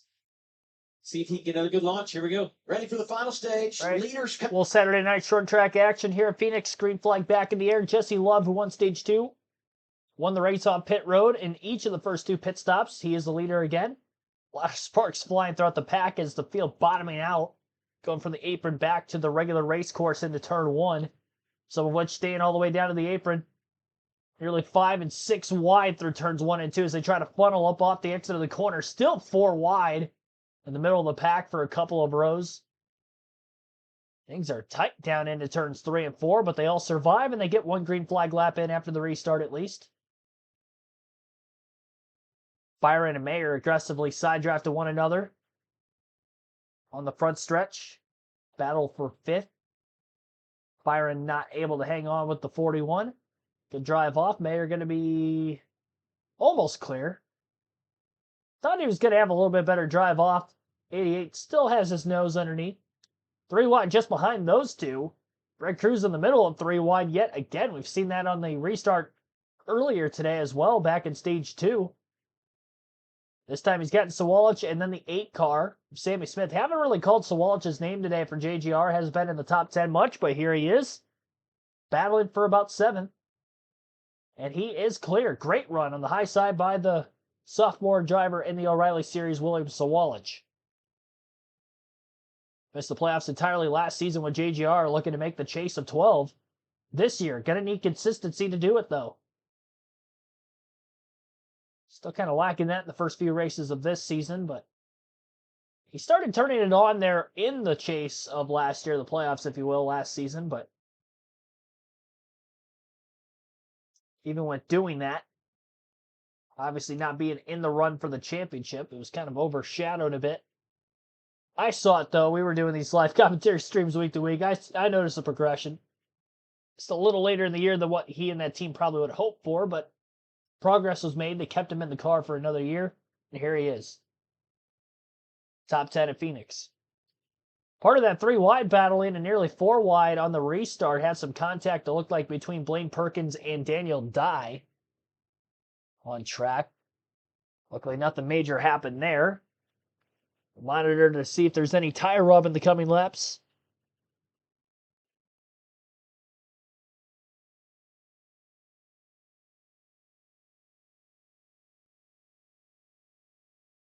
Stage breaks are far too long. Yeah, we've had 20 laps of caution tonight for no incidents.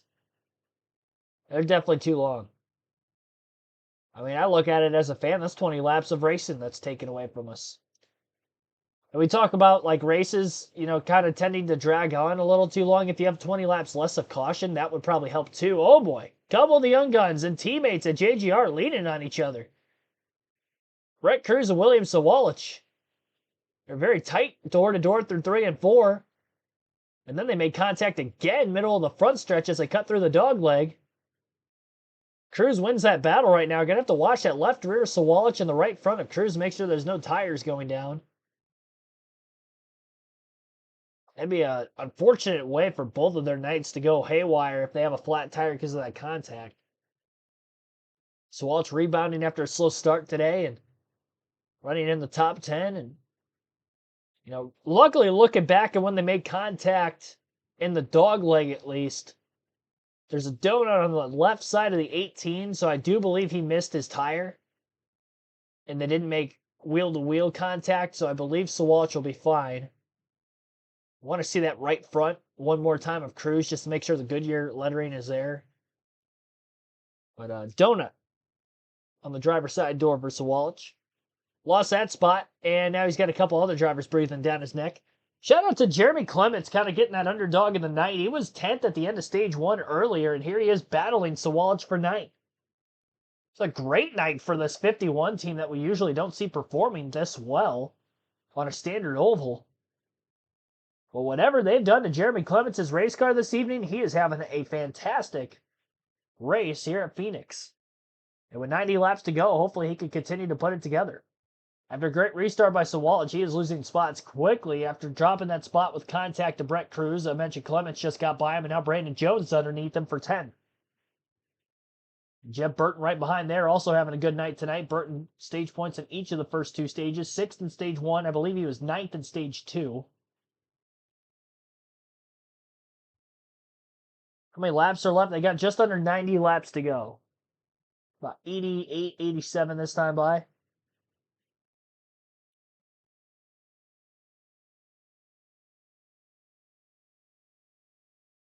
Nearly 100 people in the chat. Thanks for everybody tuning in. Jesse Love. Just over a second lead on Carson Kvapil.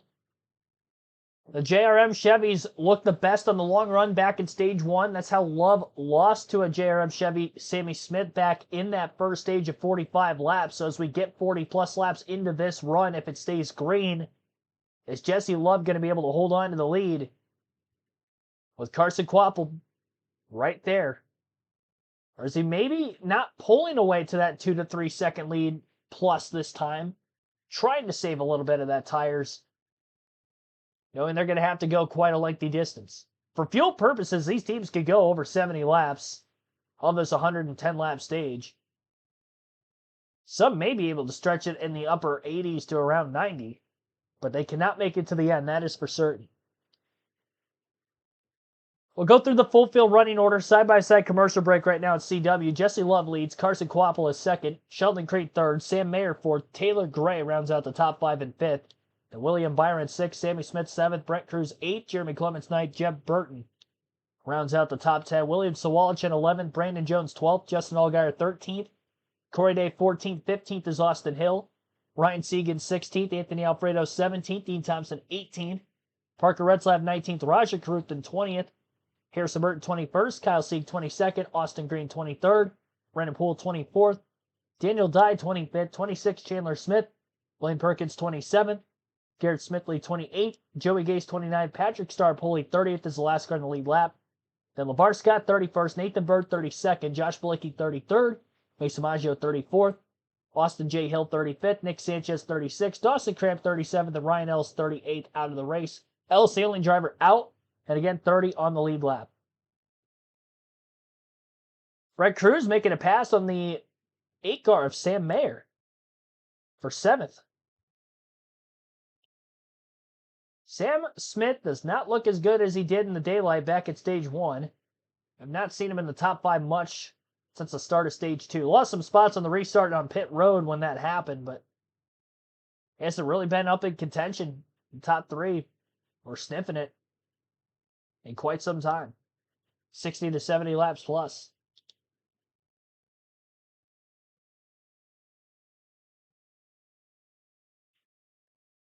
Chris Davis, thanks for tuning in.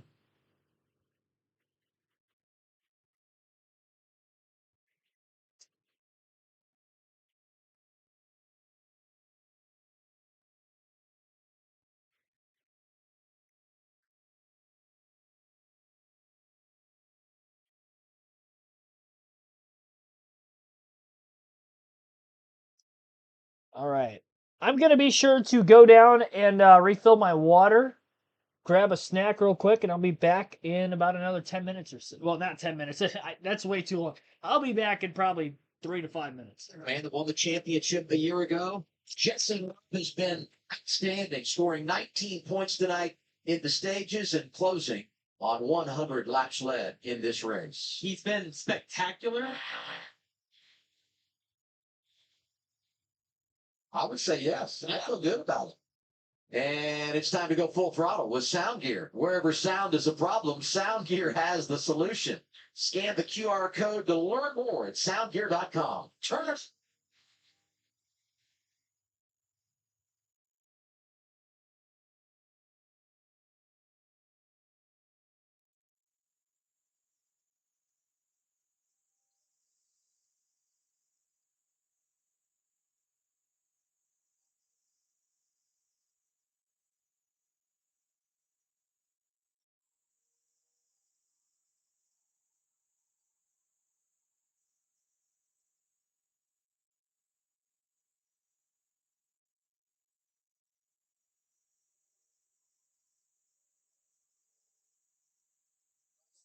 Harrison Burton is our Toyota onboard camera, and a couple of Toyotas going at it here.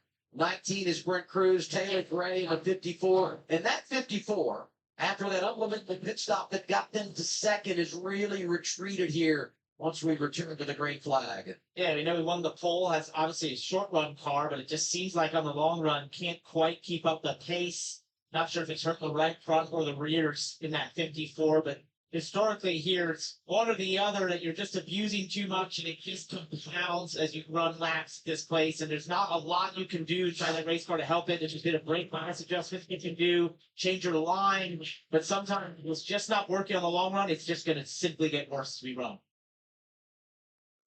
You know, we talked about missed opportunities in the first 3 races of the year. You know, Jeremy Clement, someone maybe that fits that category, kind of like Jeff Burton, but the 51 has been strong tonight.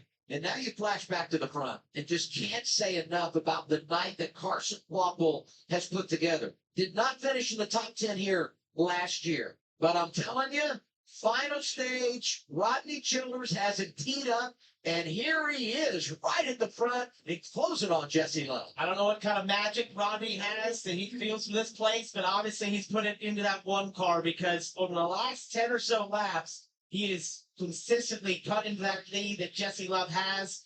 And lap after lap is just a little bit faster, sometimes a lot faster than the two Jesse Love. And seem to be running similar lines as they change a little bit there, but definitely similar lines with the last 2 laps. Just simply faster. Let's take a listen to his radio. Hey, buddy.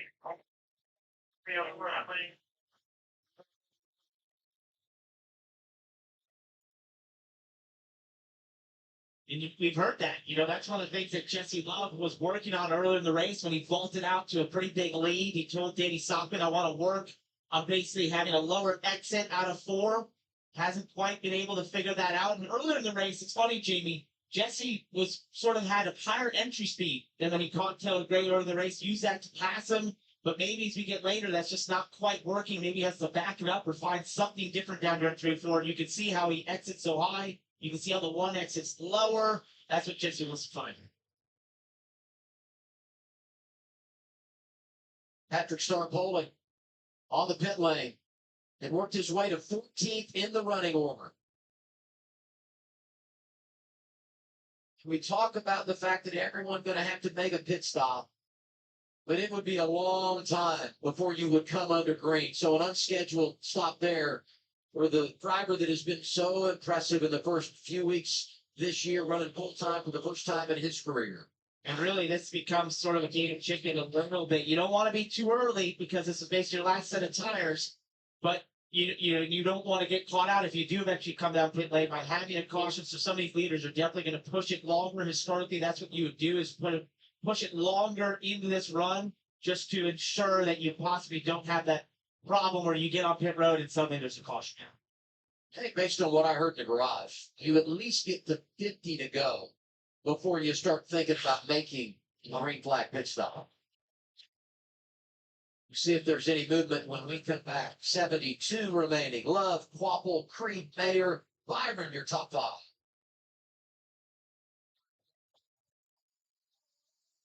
Engine, ABS, or maintenance light on. There's an alarm.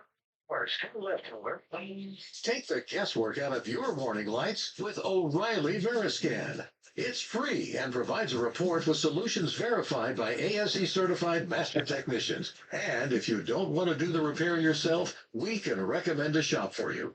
Okay, cut. All right, I'm back, folks. Sorry about that. Stuck downstairs longer than I expected. All right. Billy Kramer, welcome to the stream. I don't think I saw you yet until just now. So Jesse Love's show so far tonight in Phoenix, although Carson Quapple trying to reel him in the late going. Kind of Jesse Love-esque to how he won the race last year. Was up in the top 3 most of the race, as is Quapple. Took it away in the final 30 laps, straight up beat Connor Zilich. Now, can Quapple beat the defending series champion to get his first career series win? Quapple's got a couple of runner-ups. He was very close to getting a win in his first couple of tries in this series, part-time with Junior Motorsports back in 2024. But now the turnover into this season, and so far so good here for Quapple.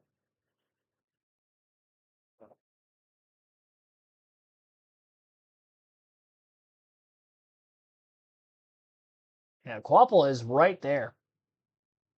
We might have a good little battle between the 2 and the 1 before long. 2 car length are so different, and this is about that point in the time where Jesse Love lost the lead back in stage 1. The longer the run went, Junior Motorsports Chevys have been great on the long run tonight. Quapple one of which. Quapple looking to the inside. Amazing how low he could turn his car to get underneath Love. Love's got a lap car to the outside. They're 3 wide into turn 3. And now trying to use the 0 as a pick is Quapple to get to the lead. Off turn 4, still side by side. Love trying to squeeze out of the way with the lapper.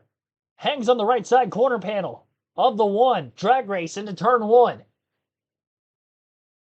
If Carson Quapple does not hang on side by side for the lead, what a job well done by Jesse Love to hang on. But he's slipping and sliding around in that outer groove. He does not have the grip the 1 does in the rear tires. And this battle is far from over. 6 laps to go this time by.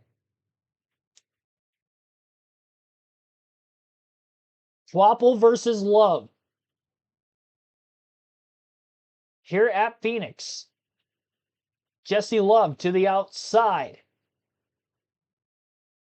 Quapple down low, nothing doing there. Door to door, back straightaway. I feel like if Quapple gets clear, he's going to pull away, but Jesse Love is doing a fantastic job in the outside. These two have been nearly side by side for about 2 consecutive laps. Sheldon Creed in third has gained some ground. He was 3 seconds off the lead, now about 2.5. As he tries to get through lap traffic of his own to catch up to these top 2. Putting on a show. Love almost getting picked behind the 45 car now. Another lapper up high. Trying to stay out of the way. Quapple not giving him a lot of room. Lap car lifts. There was almost contact as Jesse Love nearly got sandwiched between the 1 and the 45 off turn 4. Quapple's doing everything he can right now, but cannot make this pass. Love sailed it off very deep on corner entry into turns 1 and 2. Almost had the 1 car clear. Quapple won the race back to the gas on the inside. Side draft down the back straightaway. A pull to the bottom again. This is going to be 4 consecutive laps to be side by side into turn 1 if it does happen again. Both of them taking the shortcut down to the apron through the dog leg. Quapple obviously a much bigger cut on the inside than that of Love. Arcing off into 1 and 2. Quapple finally clear. Love with the crossover gets to the inside and battles back again. Is he going to clear him? He does! What a crossover by Jesse Love. Over, under. Quapple going to try to do the same. But he gets too loose off the exit of turn 4. He is back along the inside on the front stretch, and here we go again. Quapple gets in front, gets crossed over by Jesse Love. A great maneuver by Love, only for Quapple to now double cross him back over, and he's back along the inside once more. Nearly touching down the back straightaway as they side draft again.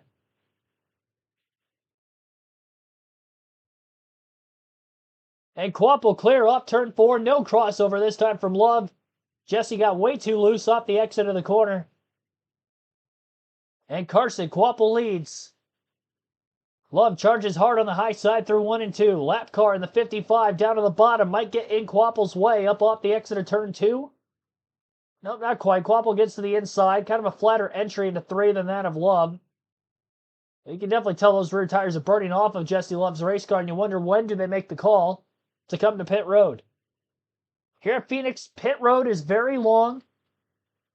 You don't want to pit under green because then a caution comes out in the middle, a green flag stops. You could fall as many as 2 laps down on this shorter 1 mile oval.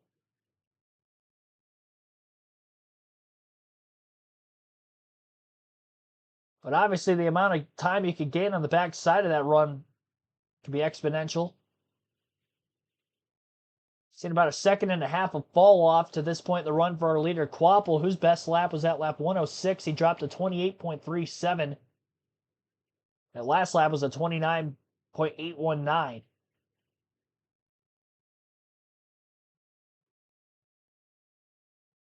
Jeremy Clements putting a battle up with William Byron for 5th. What a night for Clements in the 51, who has 1 career win in O'Reilly Series competition. Came back in the late 2010s in the Summer Daytona race. That race was a war of attrition. Tonight, Clements has speed, and he's looking to pass Cup Series veteran Byron for a top 5 spot in this O'Reilly Series race. Still 57 laps to go. This time, By's going to use the lap cars and pick. Oh no, the lapper got in his way. He just cleared the 88. 3 wide. That was dicey.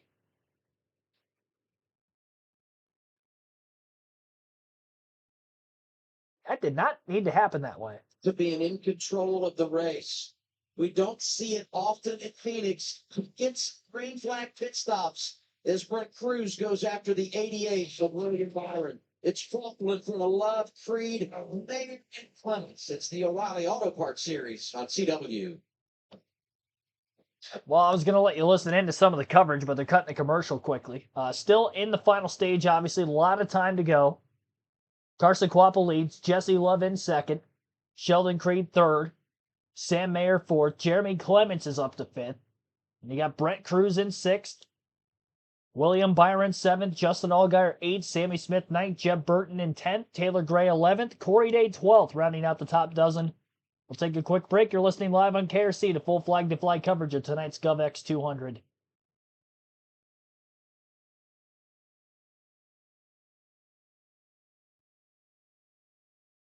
Our like goal is to get to 100 likes on tonight's stream. We're at 76 in the final stage, about halfway through stage 3. Be sure to hit the like button if you haven't done so yet. A great battle for the lead between Quapple and Love there that lasted about 10 laps or so. I mean, they were side by side for at least a half a dozen laps. Crossover back and forth. But Love is now fading. He's over 2 seconds behind Quapple. And here comes Sam Mayer and Sheldon Creed, the Haas Automation Chevrolets, to try to take over 2nd and 3rd from Love. They're in the final fuel window to make it to the end if Love did want to short pit. Problem is he's fallen so far out of the lead now. If he pits now, I think it's going to bring a lot more cars with him. We had 10 laps of caution at the end of stage 2, so it'd be a 100-lap run. To split down the middle would be 50 and 50. They have 53 laps to go this time by at the line.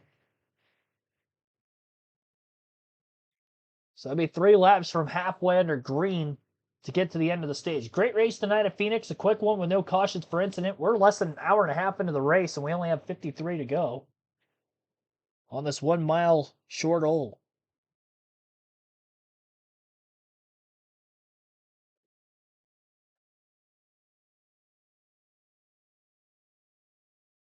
Almirola, last year's spring winner, not in the field. Brent Cruz on the 19 tonight, having a pretty solid performance in 6th. Qualified 5th. Sheldon Creed going for second underneath Jesse Love. Got the monkey off his back, finally getting that first career win back in Atlanta 2 weeks ago. Jesse Love just does not have the long run speed tonight. He's got great short run speed, but if he loses too many spots, it's going to be tough to get them all back. You are Golden Moment, brought to you by Golden Corral.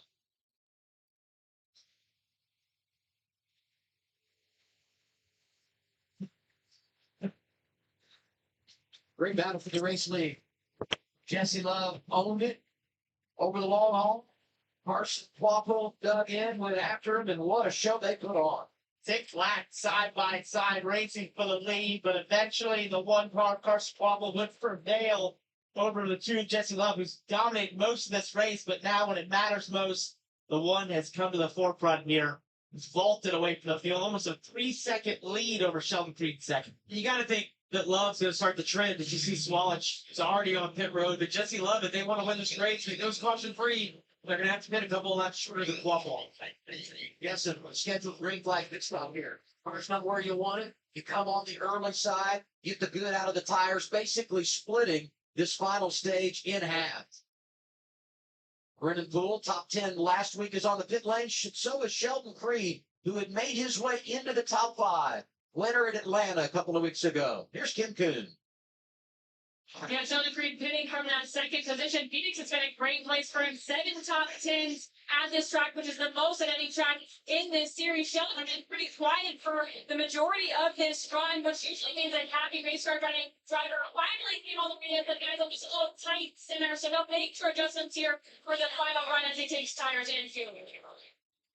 Kim talked about his record here. Runner-up 2023 as a Truck Series victory at Phoenix to Sheldon Creed. Great night going for Jeremy Clements. He was in the top 5. He's going to make a scheduled stop. So will William Byron. Here's Dylan. Yeah, and they've just been okay tonight, still trying to find a good, happy balance. Williams said they were still tight center there and lacking the drive off that they had on the previous run. Wrench in the back window, 4 tires and fuel for the 88, Kim. It's the 51 of Jeremy Clements, the their labor and Fox factory lines finally showing up as we're on the first what we call field oval of the season. But Jeremy pretty happy with that race car. He said the last adjustment helped. He's still just a little bit loose off, so just minor air pressure adjustment, Dylan. Frank Cruz is in as well. They've been working on the balance throughout the night as well. The most consistent complaint has been tight with no lateral grip. That's something they've battled in practice. You see some flames shoot out the headers there. Have to go back and do the right rear and get it tight. Maybe a little slower stop here as they go around the left side for Cruz. Tape on the grill, and they'll send him away, Kim. As you see Carson Quapple in that run for mid from the lead. About 15 laps of that run, he did say he felt like he was starting to build tight. They told him, you're doing great, buddy. Just keep riding that pace. The most recent update, he said, just a little tight here, not bad. I'm still in there, so we will look for at least air pressure adjustment and still take 4 pressure in your tires. So no low fuel on that Carson Quapple one machine. Saw Jesse Love also making his scheduled green flag pit stop. And this is the last set of sticker tires all of these teams have in their pit stop. So should there be a caution, you could come back. But the question would become, what do you have for tires? You just have to put on some scuffs. Sam Mayer also coming off the pit lane. Yeah, and the 00 Sheldon Creed was first at pit road there. It was about 3 seconds back, but gets to the lead here as we go through this cycle ahead of Carson Quapple. Fair margin right there. So did a great job getting on pit road, getting off, and then using those newer tires for what was about a lap or 2 to get ahead of the one car, Carson Quapple. We had the second half, 2 seconds of lap time fall off, and Creed was only a second and a half back, and it cycled him to the front. I love the call to get out front. There's such an advantage, new versus old, but now it's only going to be a 2 or 3 lap difference. We'll see if the one car has the speed to get back to the front. The 00 is quick. We pointed that out at the end. All the Haas factory cars had really good speed. It seems like the longer the race goes on, the better they get. I'm surprised no one else tried to short pit on the one car. It seemed like everyone around him, they all pitted on the same lap, with the exception of Creed. Great call by Jonathan Tony on the pit box. JT putting them in position. And now Sheldon Creed in control in front of Quapple and Mayer. There are a handful of drivers inside the top 10 that are yet to make their green flag pit stop. Lane Perkins needs to come. Chandler Smith, Joey Gase. Once they pit, we'll cycle everything back to that group of drivers that was there before everyone was coming under green as we head toward 40 laps to go. Now, if you're Carson Quapple, you kind of have to make up for what you lost here through the cycle and hope maybe just those couple more laps and tires as we go through this run can give you that little advantage on the backside of the run. Use what worked for you in that last run, especially late. Don't let it get to you. You've lost the lead here and have to make up this time all at once. You can do it methodically at 42 to go. But as you mentioned, I think that Sheldon Creed, that 00 was pretty quick at the end of that run, right to get the green flag pit stops. Bit of irony here, too, because Creed got his first career victory a couple of weeks ago. Quapple chasing his tonight. They're trading spots out front as we go through the cycle of stops. All right, so Sheldon Creed won the race off of pit road via green flag pit stops, beat the one team into the pits by a couple laps, was within 2 seconds of the leader, and now has a 2-second lead of his own. With Creed out in front, Carson Quapple sits in second. Third place is Sam Mayer. Jesse in fourth. Ryan Sieg in fifth. Sixth is Jeremy Clements. Blaine Perkins seventh. Joey Gase eighth. William Byron ninth. Justin Allgaier rounds out the top 10. Some of those drivers in the top 10 have not made a pit stop yet. Then you got Brent Cruz in 11th. Brandon Jones 12th. Sammy Smith 13th. Jeff Burton 14th. Taylor Gray 15th, Anthony Alfredo 16th, Corey Day 17th, William Sawalich 18th, Parker Retzlaff 19th, and Austin Hill 20th. Raja Karut 21st, a lap down, first of which a lap down. Then Brennan Poole in 22nd, Dean Thompson 23rd, Austin Green 24th, Kyle Sieg 25th, Daniel Dye 26th, Harrison Burton 27th, Patrick Sarpoli 28th, Chandler Smith 29th, and Nathan Bird 30th. Garrett Smithley, 31st. Mason Maggio, 32nd. Josh Bilicki, 33rd. 34th, LeVar Scott. Austin J. Hill, 35th. Nick Sanchez, 36th. Dawson Cram, 37th. And Ryan Ellis, 38th. One car out of the race, that would be Ellis. And again, 20 on the lead lap. Make that 19 now. 19 cars on the lead lap. The only drivers who have not yet hit pit road for green flag pit stops in this final stage would include Joey Gase and Ryan Sieg. Actually, I do believe Sieg short pitted, and that is why he has gotten up to where he's at in 6th right now. Restarted in 13th. Jeremy Clements back up in the top 5. A great run for that 51. An alliance with Haas Automation. Really showing some good stuff here. And obviously the Haas car's running well tonight as well, with Creed in the lead and Sam Mayer in 3rd. Jesse Love is in 4th. 37 laps to go.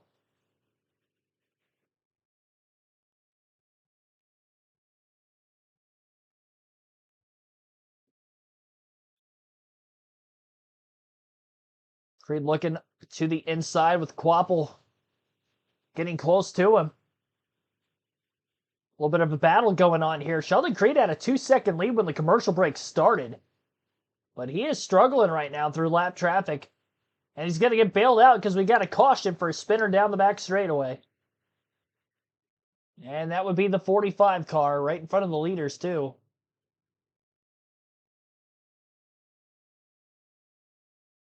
LeVar Scott in the 45. A lot of sparks coming out from underneath that race car. So caution for a spinner. First caution for incident tonight at lap 166 of 200. Sheldon Creed.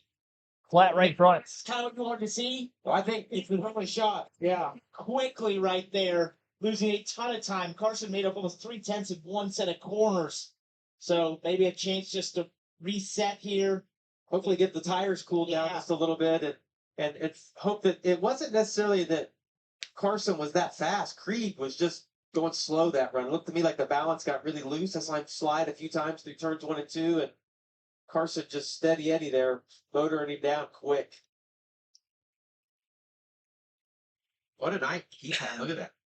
First stage, second stage 2, running second now. I mean, huge points night right now for the one team. And if you think back to last year, as we look at LeVar Scott at the pit road, You know, there was a lot of conversation if he was going to be back in the O'Reilly Series, made the Championship 4. So we take a look back at this. That's Anthony Alfredo on the inside of the 96. And just, well, wasn't clear. There's a car there. Free pass here going to go to Raja Caruth, driving the 32 this week for Jordan Anderson, and he's back in the 20th spot. So we'll have 20 cars on the lead lap. He was not giving him a lot of room. Sending a bit of a message, possibly a little frustrated with going by LeVar Scott there. You know, you were talking about Quapple and how good he's been tonight and how consistent. And he's been great at getting stage points all season long in every race. But how about the fact that coming into tonight, he had run exactly 6 laps inside the top 5 in his Phoenix career. And the statement that that team has made this evening and going to be in great position to go after that first career win. Well, and what I was saying is that, you know, making the Championship 4 was big to get this opportunity again this year. They've pieced together with him driving the 91, this one, the 9 car next week. You see his dad there, Travis Quapple, ton of experience with this, you know, understanding the ins and outs of NASCAR. But what a career night this could be. And to win, you know, if he can go to victory lane, to win early in a season and just to put that away and to get that monkey off his back, solidify why he's here, why he has this opportunity, that would be massive. There's really no one in the series with more pressure on him than that guy right there, based on what happened last year. And he came so close to getting to victory lane, but a lot of pressure on him to perform. And you're right, Parker. If he can get to victory lane, it will just, the world will be lifted off his shoulders the rest of the season. Sheldon Creed leading. Let's get 00 team radio presented by Starkey. Scan the QR code now.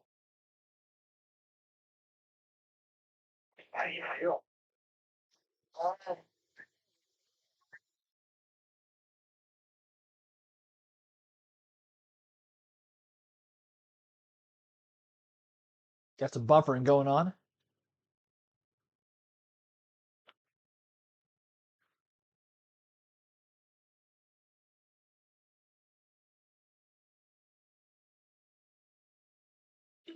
Try logging out of Hulu completely and logging back in.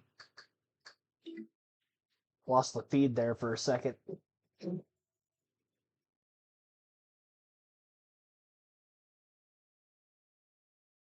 We'll wait to see if there's going to be any pit stops here. Most of these teams went anywhere between 15 to 20 laps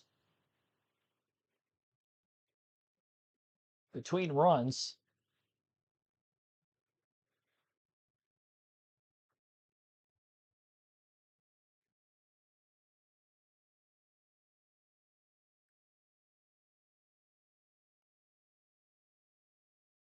Come on. So I logged out and I logged back in and they are still buffering on Hulu. And it seems to be a Hulu problem for me because I'm not getting connected with any station. I tried turning my TV all the way off and then back on again.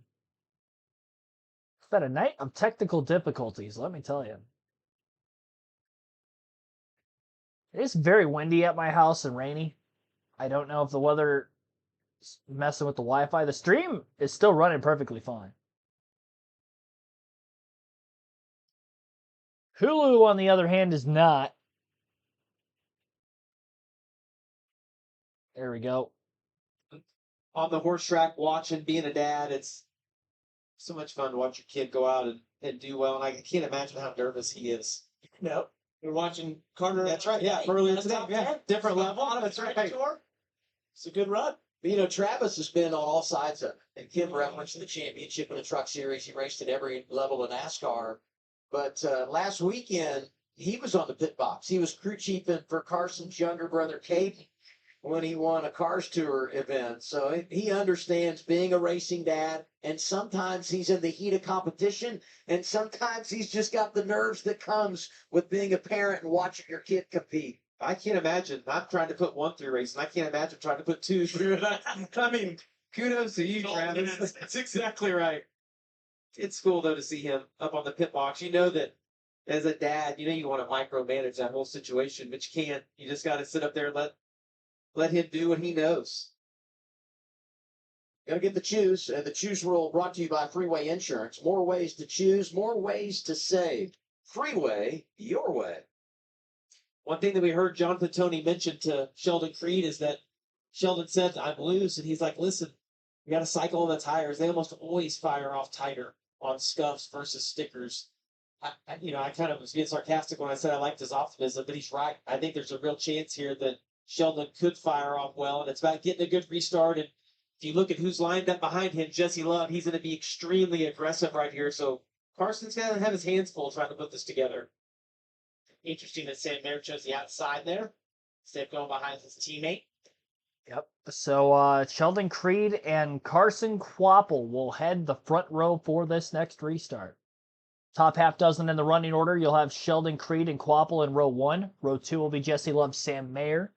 And then row 3 is going to be Jeremy Clements and Ryan Sieg, couple of underdogs in that third row. All right, 29 laps to go to the restart. Our first restart following an incident today, and it's going to come late. First time Sheldon Creed's been on the front row all night as well. Green flag back in the air. Creed spins his tires. That was after the two of Jesse Love got into him before he could fire off. And Carson Kvapil's got a good chance to take the lead on the high side. Sam Mayer up the middle, splitting both his teammate and Carson Kvapil. And Mayer's going to get through to second as he slams the door shut on his former teammate. Actually, his former ride in that number 1.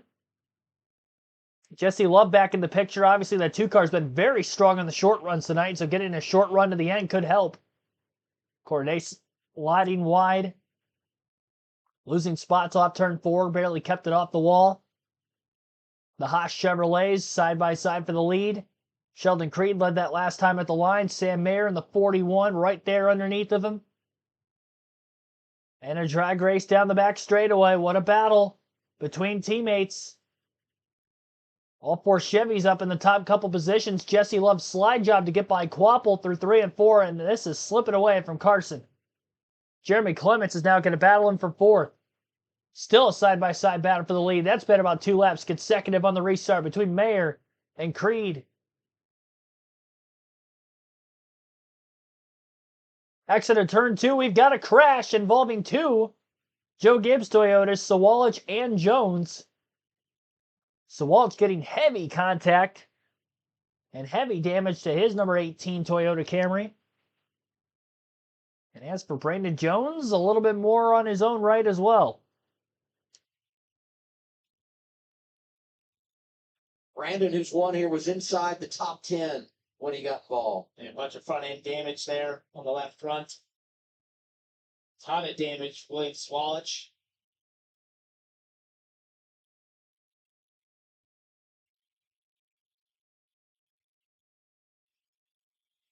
Cave to that nose, doesn't know if maybe he's leaking.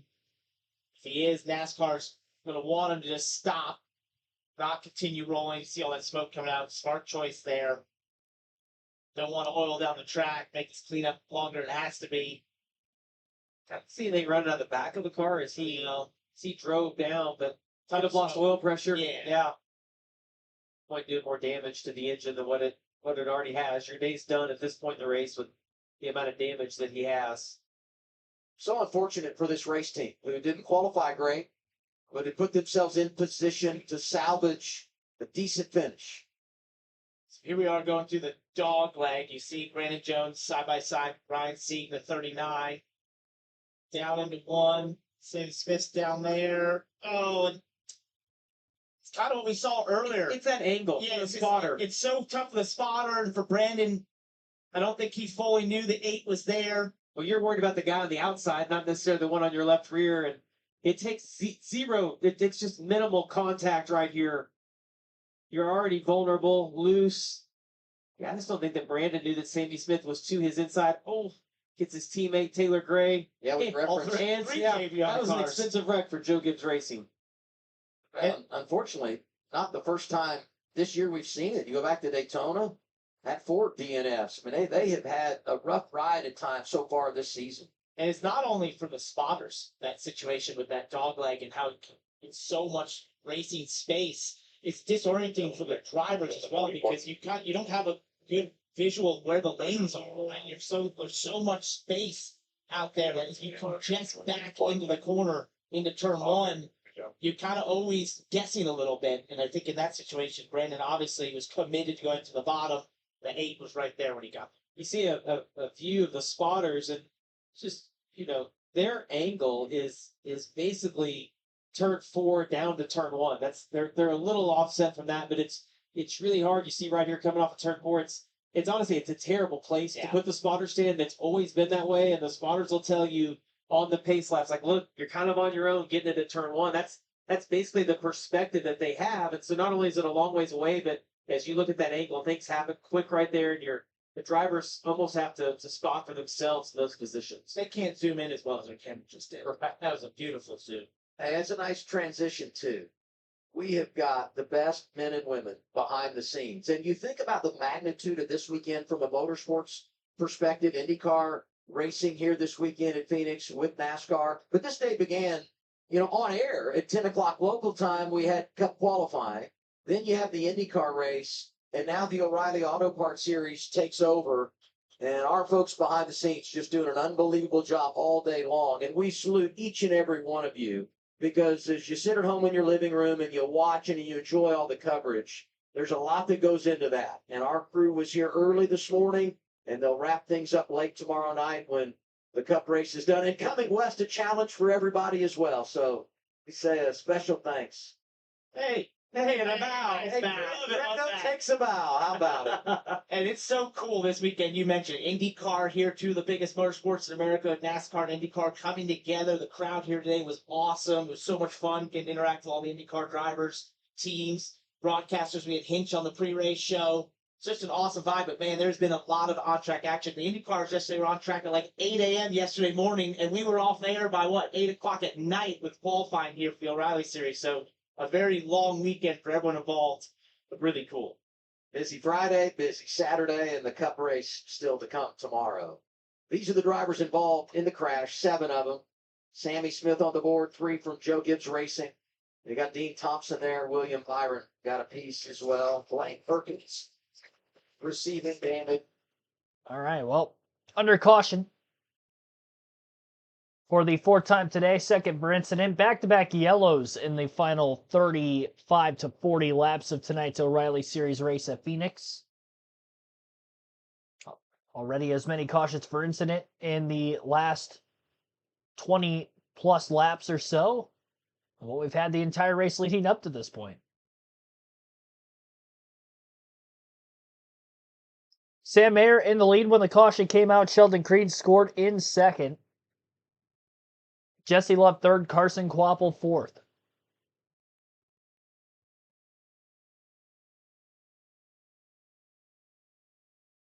Creed is poised to win another one if things go his way. Yeah, isn't that insane? All those second place finishes, most ever. Not only in series history, but I would imagine in the top 3 levels of NASCAR history. The most runner-ups before getting that first win in a specific series. And gets the win 2 weeks ago at Atlanta. Does that open the floodgates up for more? Let's talk about his car being a little bit too loose. After adjustments made from the first pit stop. Haas has notoriously had good race cars at Phoenix. Cole Custer won the championship here a couple years ago. Obviously, that was with the Ford, now making the switch to Chevy as a manufacturer changed during the offseason.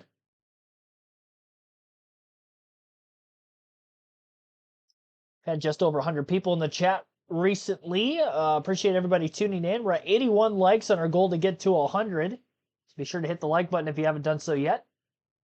And we'll take another quick break while we await the next restart.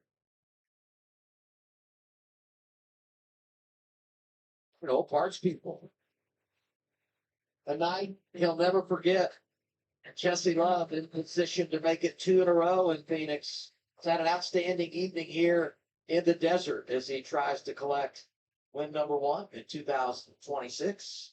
The fastest growing cable news network in all of television is News Nation. News Nation respects all Americans and is news for all Americans. To find News Nation on your screen, go to newsnationnow.com.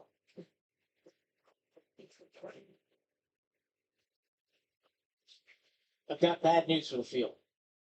And that is Sam Mayer is your leader right now.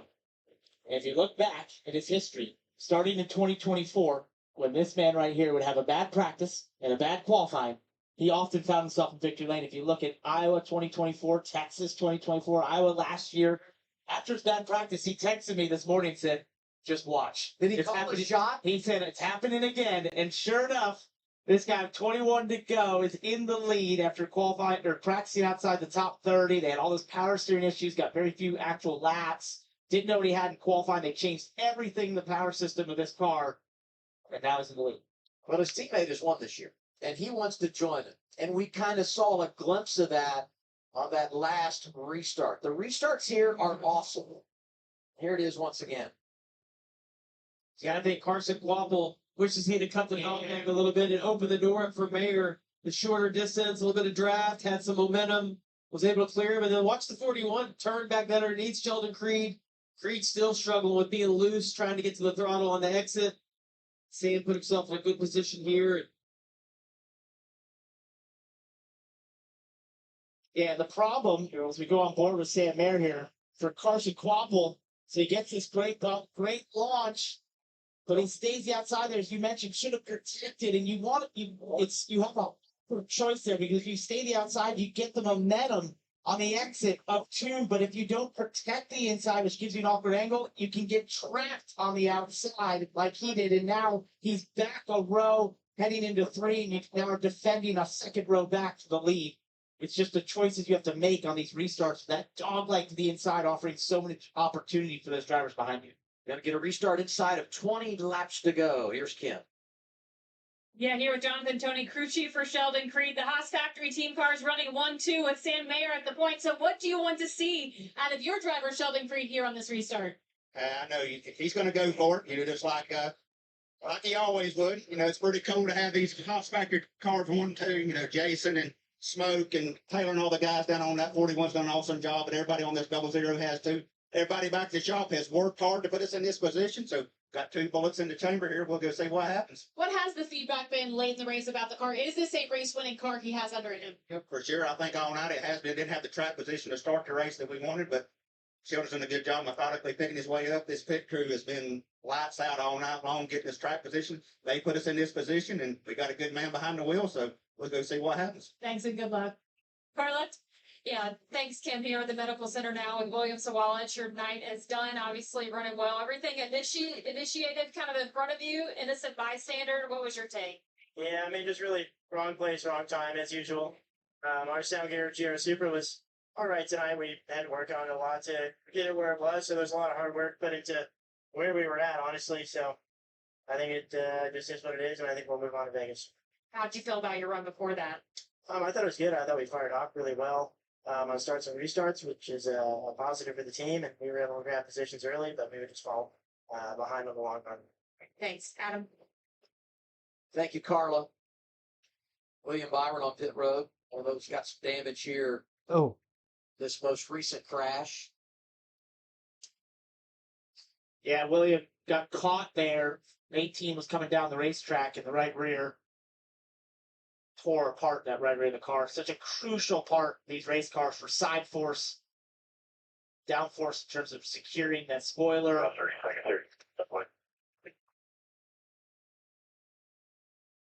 Kyle Larson going to be driving that car next weekend.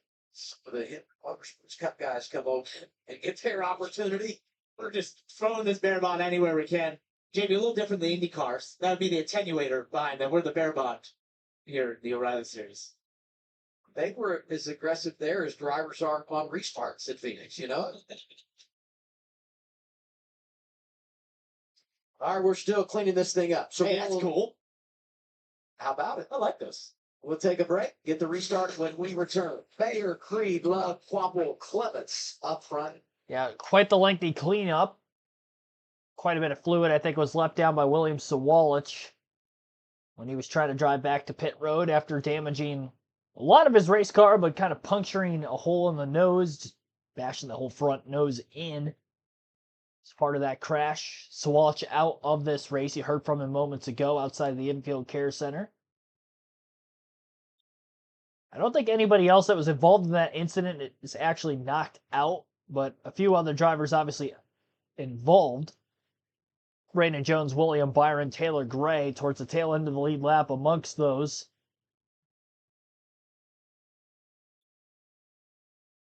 That are a lap down. Top three in the running order. Sam Mayer in the lead, Sheldon Creed second, Jesse Love in third. As we wait to get to the next restart. Will the next restart be the last one? Roughly 2 hours into the race. Reminder that our start time tomorrow will be 3 p.m. Eastern. 3 p.m. Eastern tomorrow afternoon, our start time for the NASCAR Cup race at Phoenix. The Straight Talk Wireless 500. So we'll have full race coverage there.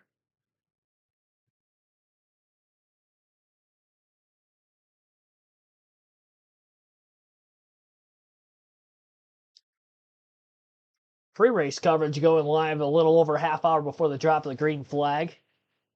Do some NASCAR trivia, highlight the race itself, Fantasy League, and get on into the action. All 312 miles. On the restart, see what everybody does here. Stacker team going to take the front row, and I think if you look at this, anybody in that top four is still a player because the leader, Sam Mayer, started fourth on that last restart and was able to get the lead. A lot can happen. We saw the wheel spin from Creed on the inside last time. Sam Mayer is going to have to be conscious that, well, the restarts here are always chaotic. This was 1 year ago. We had this crazy finish. Alex Bowman looked like he had it sealed up. He went down there to the rail over.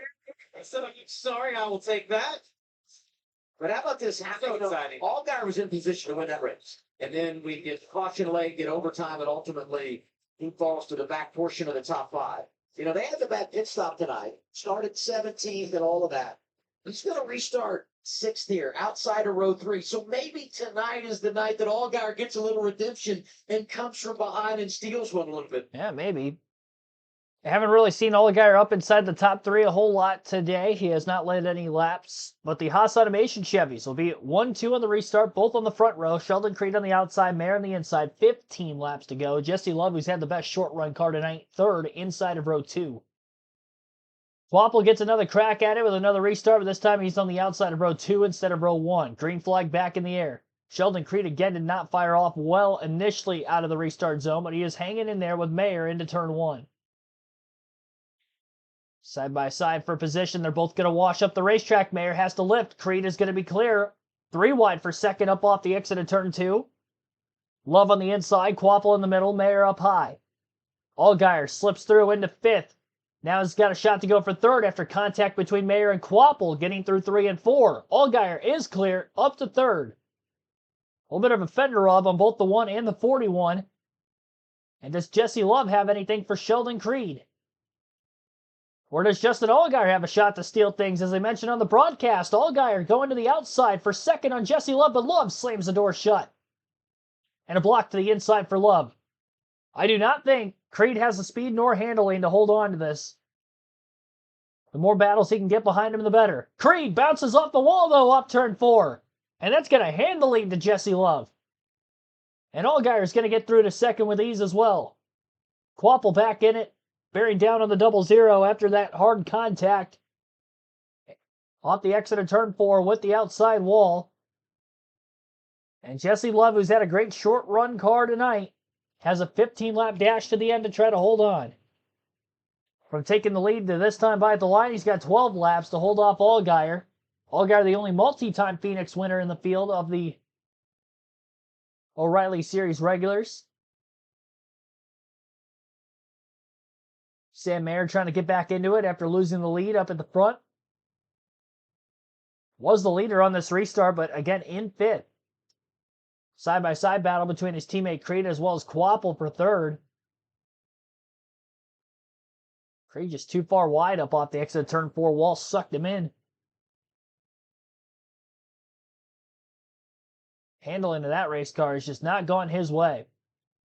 11 laps to go. Allgaier trying to get to the outside of Jesse Love. Love wiggles in the bottom lane just a bit. Still wiggles on corner exit. He was fighting the race car all the way through 1 and 2. Justin Allgaier way more smooth. Can Love hang with him in 3 and 4? He does not. Allgaier cleared. 10 laps to go. First lead of the day for Justin Allgaier. That battle for third still goes on between Creed and Quapple. Quapple now on the outside and is clear. Does the one car have the speed to take the lead on this longer run, but he's only got 10 laps to get there. Remember, he did pass Jesse Love outright for the lead on that long green flag run to begin stage 3. It's lasted over 60 laps. We'll monitor the lap times. That last time by, Quapple had a 29.106. 28.971. Fastest car on track was the leader, Allgaier. Love about 1/10 of a second off of the 7. Slightly dirty air. Jesse Love has led the most laps in tonight's race.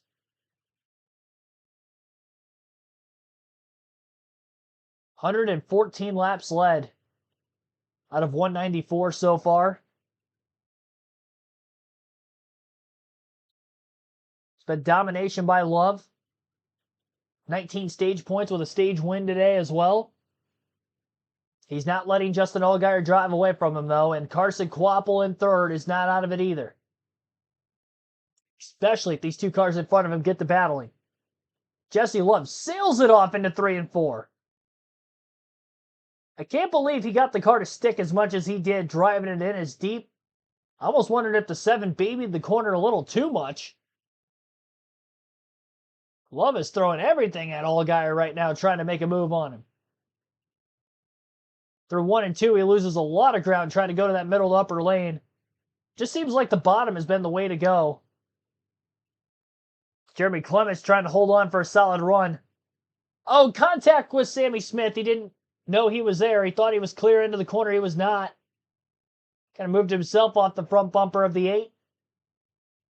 Tough break for Clements if he falls out of the top 10 here. He had a top 5 run going before that string of consecutive yellows.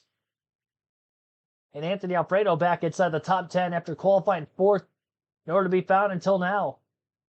He battles with Clements for 9th. Three-way battle for the lead continues. 5 laps to go for Justin Allgaier. He's got about a 4 to 5 car length lead over Jesse Love, and about that many car lengths back to Quapple from Love.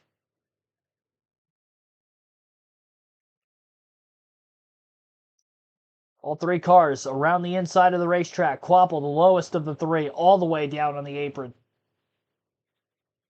Trying to find a different line. Get out of the dirty air. Jesse Love pushes so much harder in 3 and 4 than that of Allgaier. Can't be helping his corner exit with the speed because Allgaier, I would imagine, back in the corner up is able to win the race back to the throttle. Allgaier's had leads slip away from him late at Phoenix before. Now this one a little bit different because he didn't take the lead until very late. Far from dominated this race. But he's here when it matters the most. Pay window's open, 3 to go. Jesse Love going to try to cut the dog leg all the way down as low as he can go. Love's got to get better in 1 and 2. He is doing a good job in 3 and 4. Maybe even a little bit better than Allgaier there, but in 1 and 2, he either loses too much ground or can't maintain enough, whatever it is. And the 7 slips away from him. He gets some of that ground back in 3 and 4, but he needs to do better overall. Allgaier gets the left side tires down on the paint in 3 and 4, a little bit below that yellow line. 2 laps to go.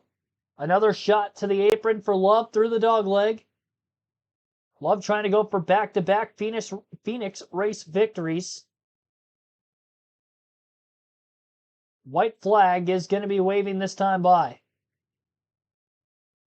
Still a half a second lead. Love could get to within 2 to 3 car lengths in the braking zone, then slips right back to about 4 or 5 on exit. Love is just all over the place, loose off turn 4 as he tries to steer the car back to the bottom. He's gone to the dog leg each of these last 3 laps. Justin Allgaier keeping a decent spot. Love's probably going to sail it off one more time through 3 and 4 as he tries the high side through 1 and 2 first. He's too far back to try anything drastic. Checkered flag for Allgaier. Justin Allgaier gets his first win of 2026. Stealing one out in the desert. 11 laps led for Allgaier today, 114 for Jesse Love, but it's Allgaier getting the win and Love finishing second.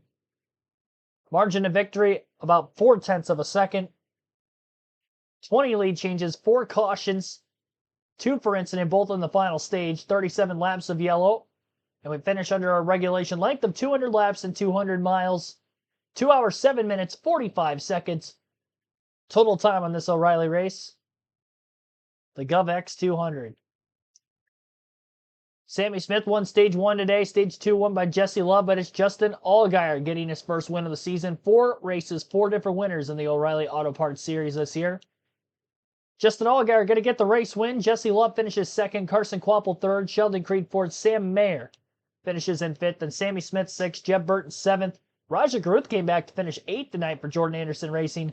Corey Day ninth with a quiet, solid day for him. Stayed out of trouble. And Anthony Alfredo rounds out the top 10. Jeremy Clements had a great run going. Lost 6 spots on that final restart. Finishes 11th. Austin Hill in 12th. William Byron with damage from the last crash in 13th. Parker Retzlaff 14th. Taylor Gray 15th. Brandon Jones in 16th. Ryan Sieg 17th. Brett Cruz 18th. Joey Gase 19th. 19 cars finished on the lead lap, so Daniel Dye in 20th was the first car lap down. Chandler Smith in 21st. Austin Green 22nd. Harrison Burt 23rd. Kyle Sieg 24th. 25th, Dean Thompson.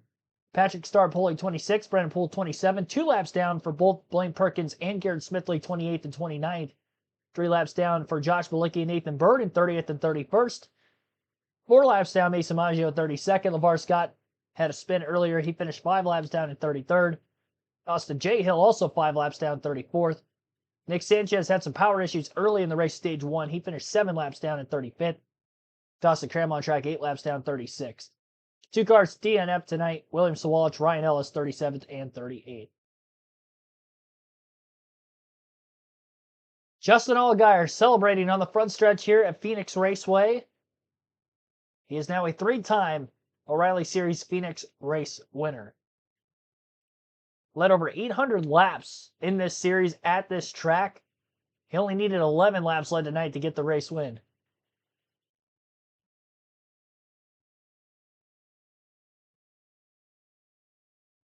And I believe he will be driving it back into victory lane, where the interview will be coming from.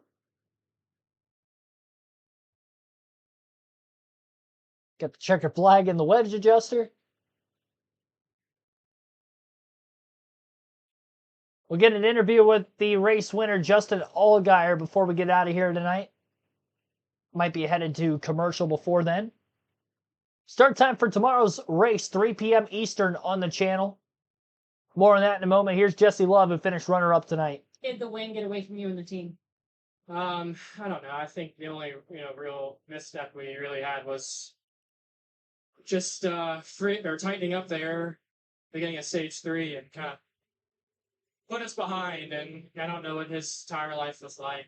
But yeah, just it's frustrating. As you think about the day, though, and the points are, can you walk away from tonight with your head held high? Yeah, if I show up to run second and just collect points, but obviously not why I'm here, and yeah, just beyond frustrated with myself, and yeah, I don't even have to say it. I'm just upset myself. Well, it's never easy to finish second, especially when you have a dominant portion of the race. You're up front. It's looking like everything's working the way you want. Qualified up front.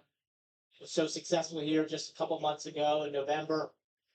He's a competitor. He wants to win, man. I can tell that. Yeah, 114 laps led out of 200. Tough to walk away and not win a race, let alone so close to leader there. Second place finish within a half a second there at the end. But it is the veteran and the most veteran of the series, Justin Allgaier, who gets the race win as he drives to Phoenix Victory Lane. Thank you for the well wishes, everybody. Yes, I am a little bit under the weather. If you notice something was weird with my voice tonight, or leaving my chair to go blow my nose or clear my throat numerous times throughout the course of today's streams, apologize for that. Hopefully be a bit better for the Cup race tomorrow. And if not, we grind it out again. Start time for tomorrow's stream, 3 p.m. Eastern on the channel.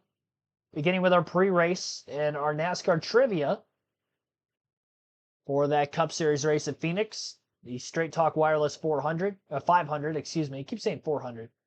Straight Talk Wireless 500. Joey Logano going to be on the pole for that one tomorrow afternoon. Kyle Larson outside of row 1. Congrats to race winner here tonight, Justin Allgaier, celebrating in Victory Lane. Well, no doubt, feel good for Allgaier in the 7 group. Hey, we talked at the start of the day about how many of these lately have kind of slipped through your fingers. How determined were you on that final restart to not let that happen again? Oh, just so proud of this team. You know, Andrew Overstreet has done a great job taking over. And he's been telling me all week, this is our house and we're going to go take it. And it wasn't for lack of adversity. It seems like those are the ones that really are great for us. But really proud of this team, everybody in the 7 team. We had an issue on that first pit stop and these boys rebounded. Did a great job. For Fresh Agriculture, I cannot say enough thank you to Greg, Sierra, Christy, everybody for just how great they've been to me. All of our partners, Logistics, Jared, Toughco, Harbies. I'm forgetting Hellman's. I'm forgetting a bunch of people that are part of this. Obviously Chevrolet, the Hendrick Engine Shop. Just everybody that works in this car. I'm so proud. It was my 20th wedding anniversary this week, and my wife and kids are not here, so I'm sad for that. Nice and cold, but great battle there with Jesse. You know, I just knew we had to go on that last restart, and we did that. So never gets old winning, especially first one for me here in the O'Reilly Auto Parts Series with the new name.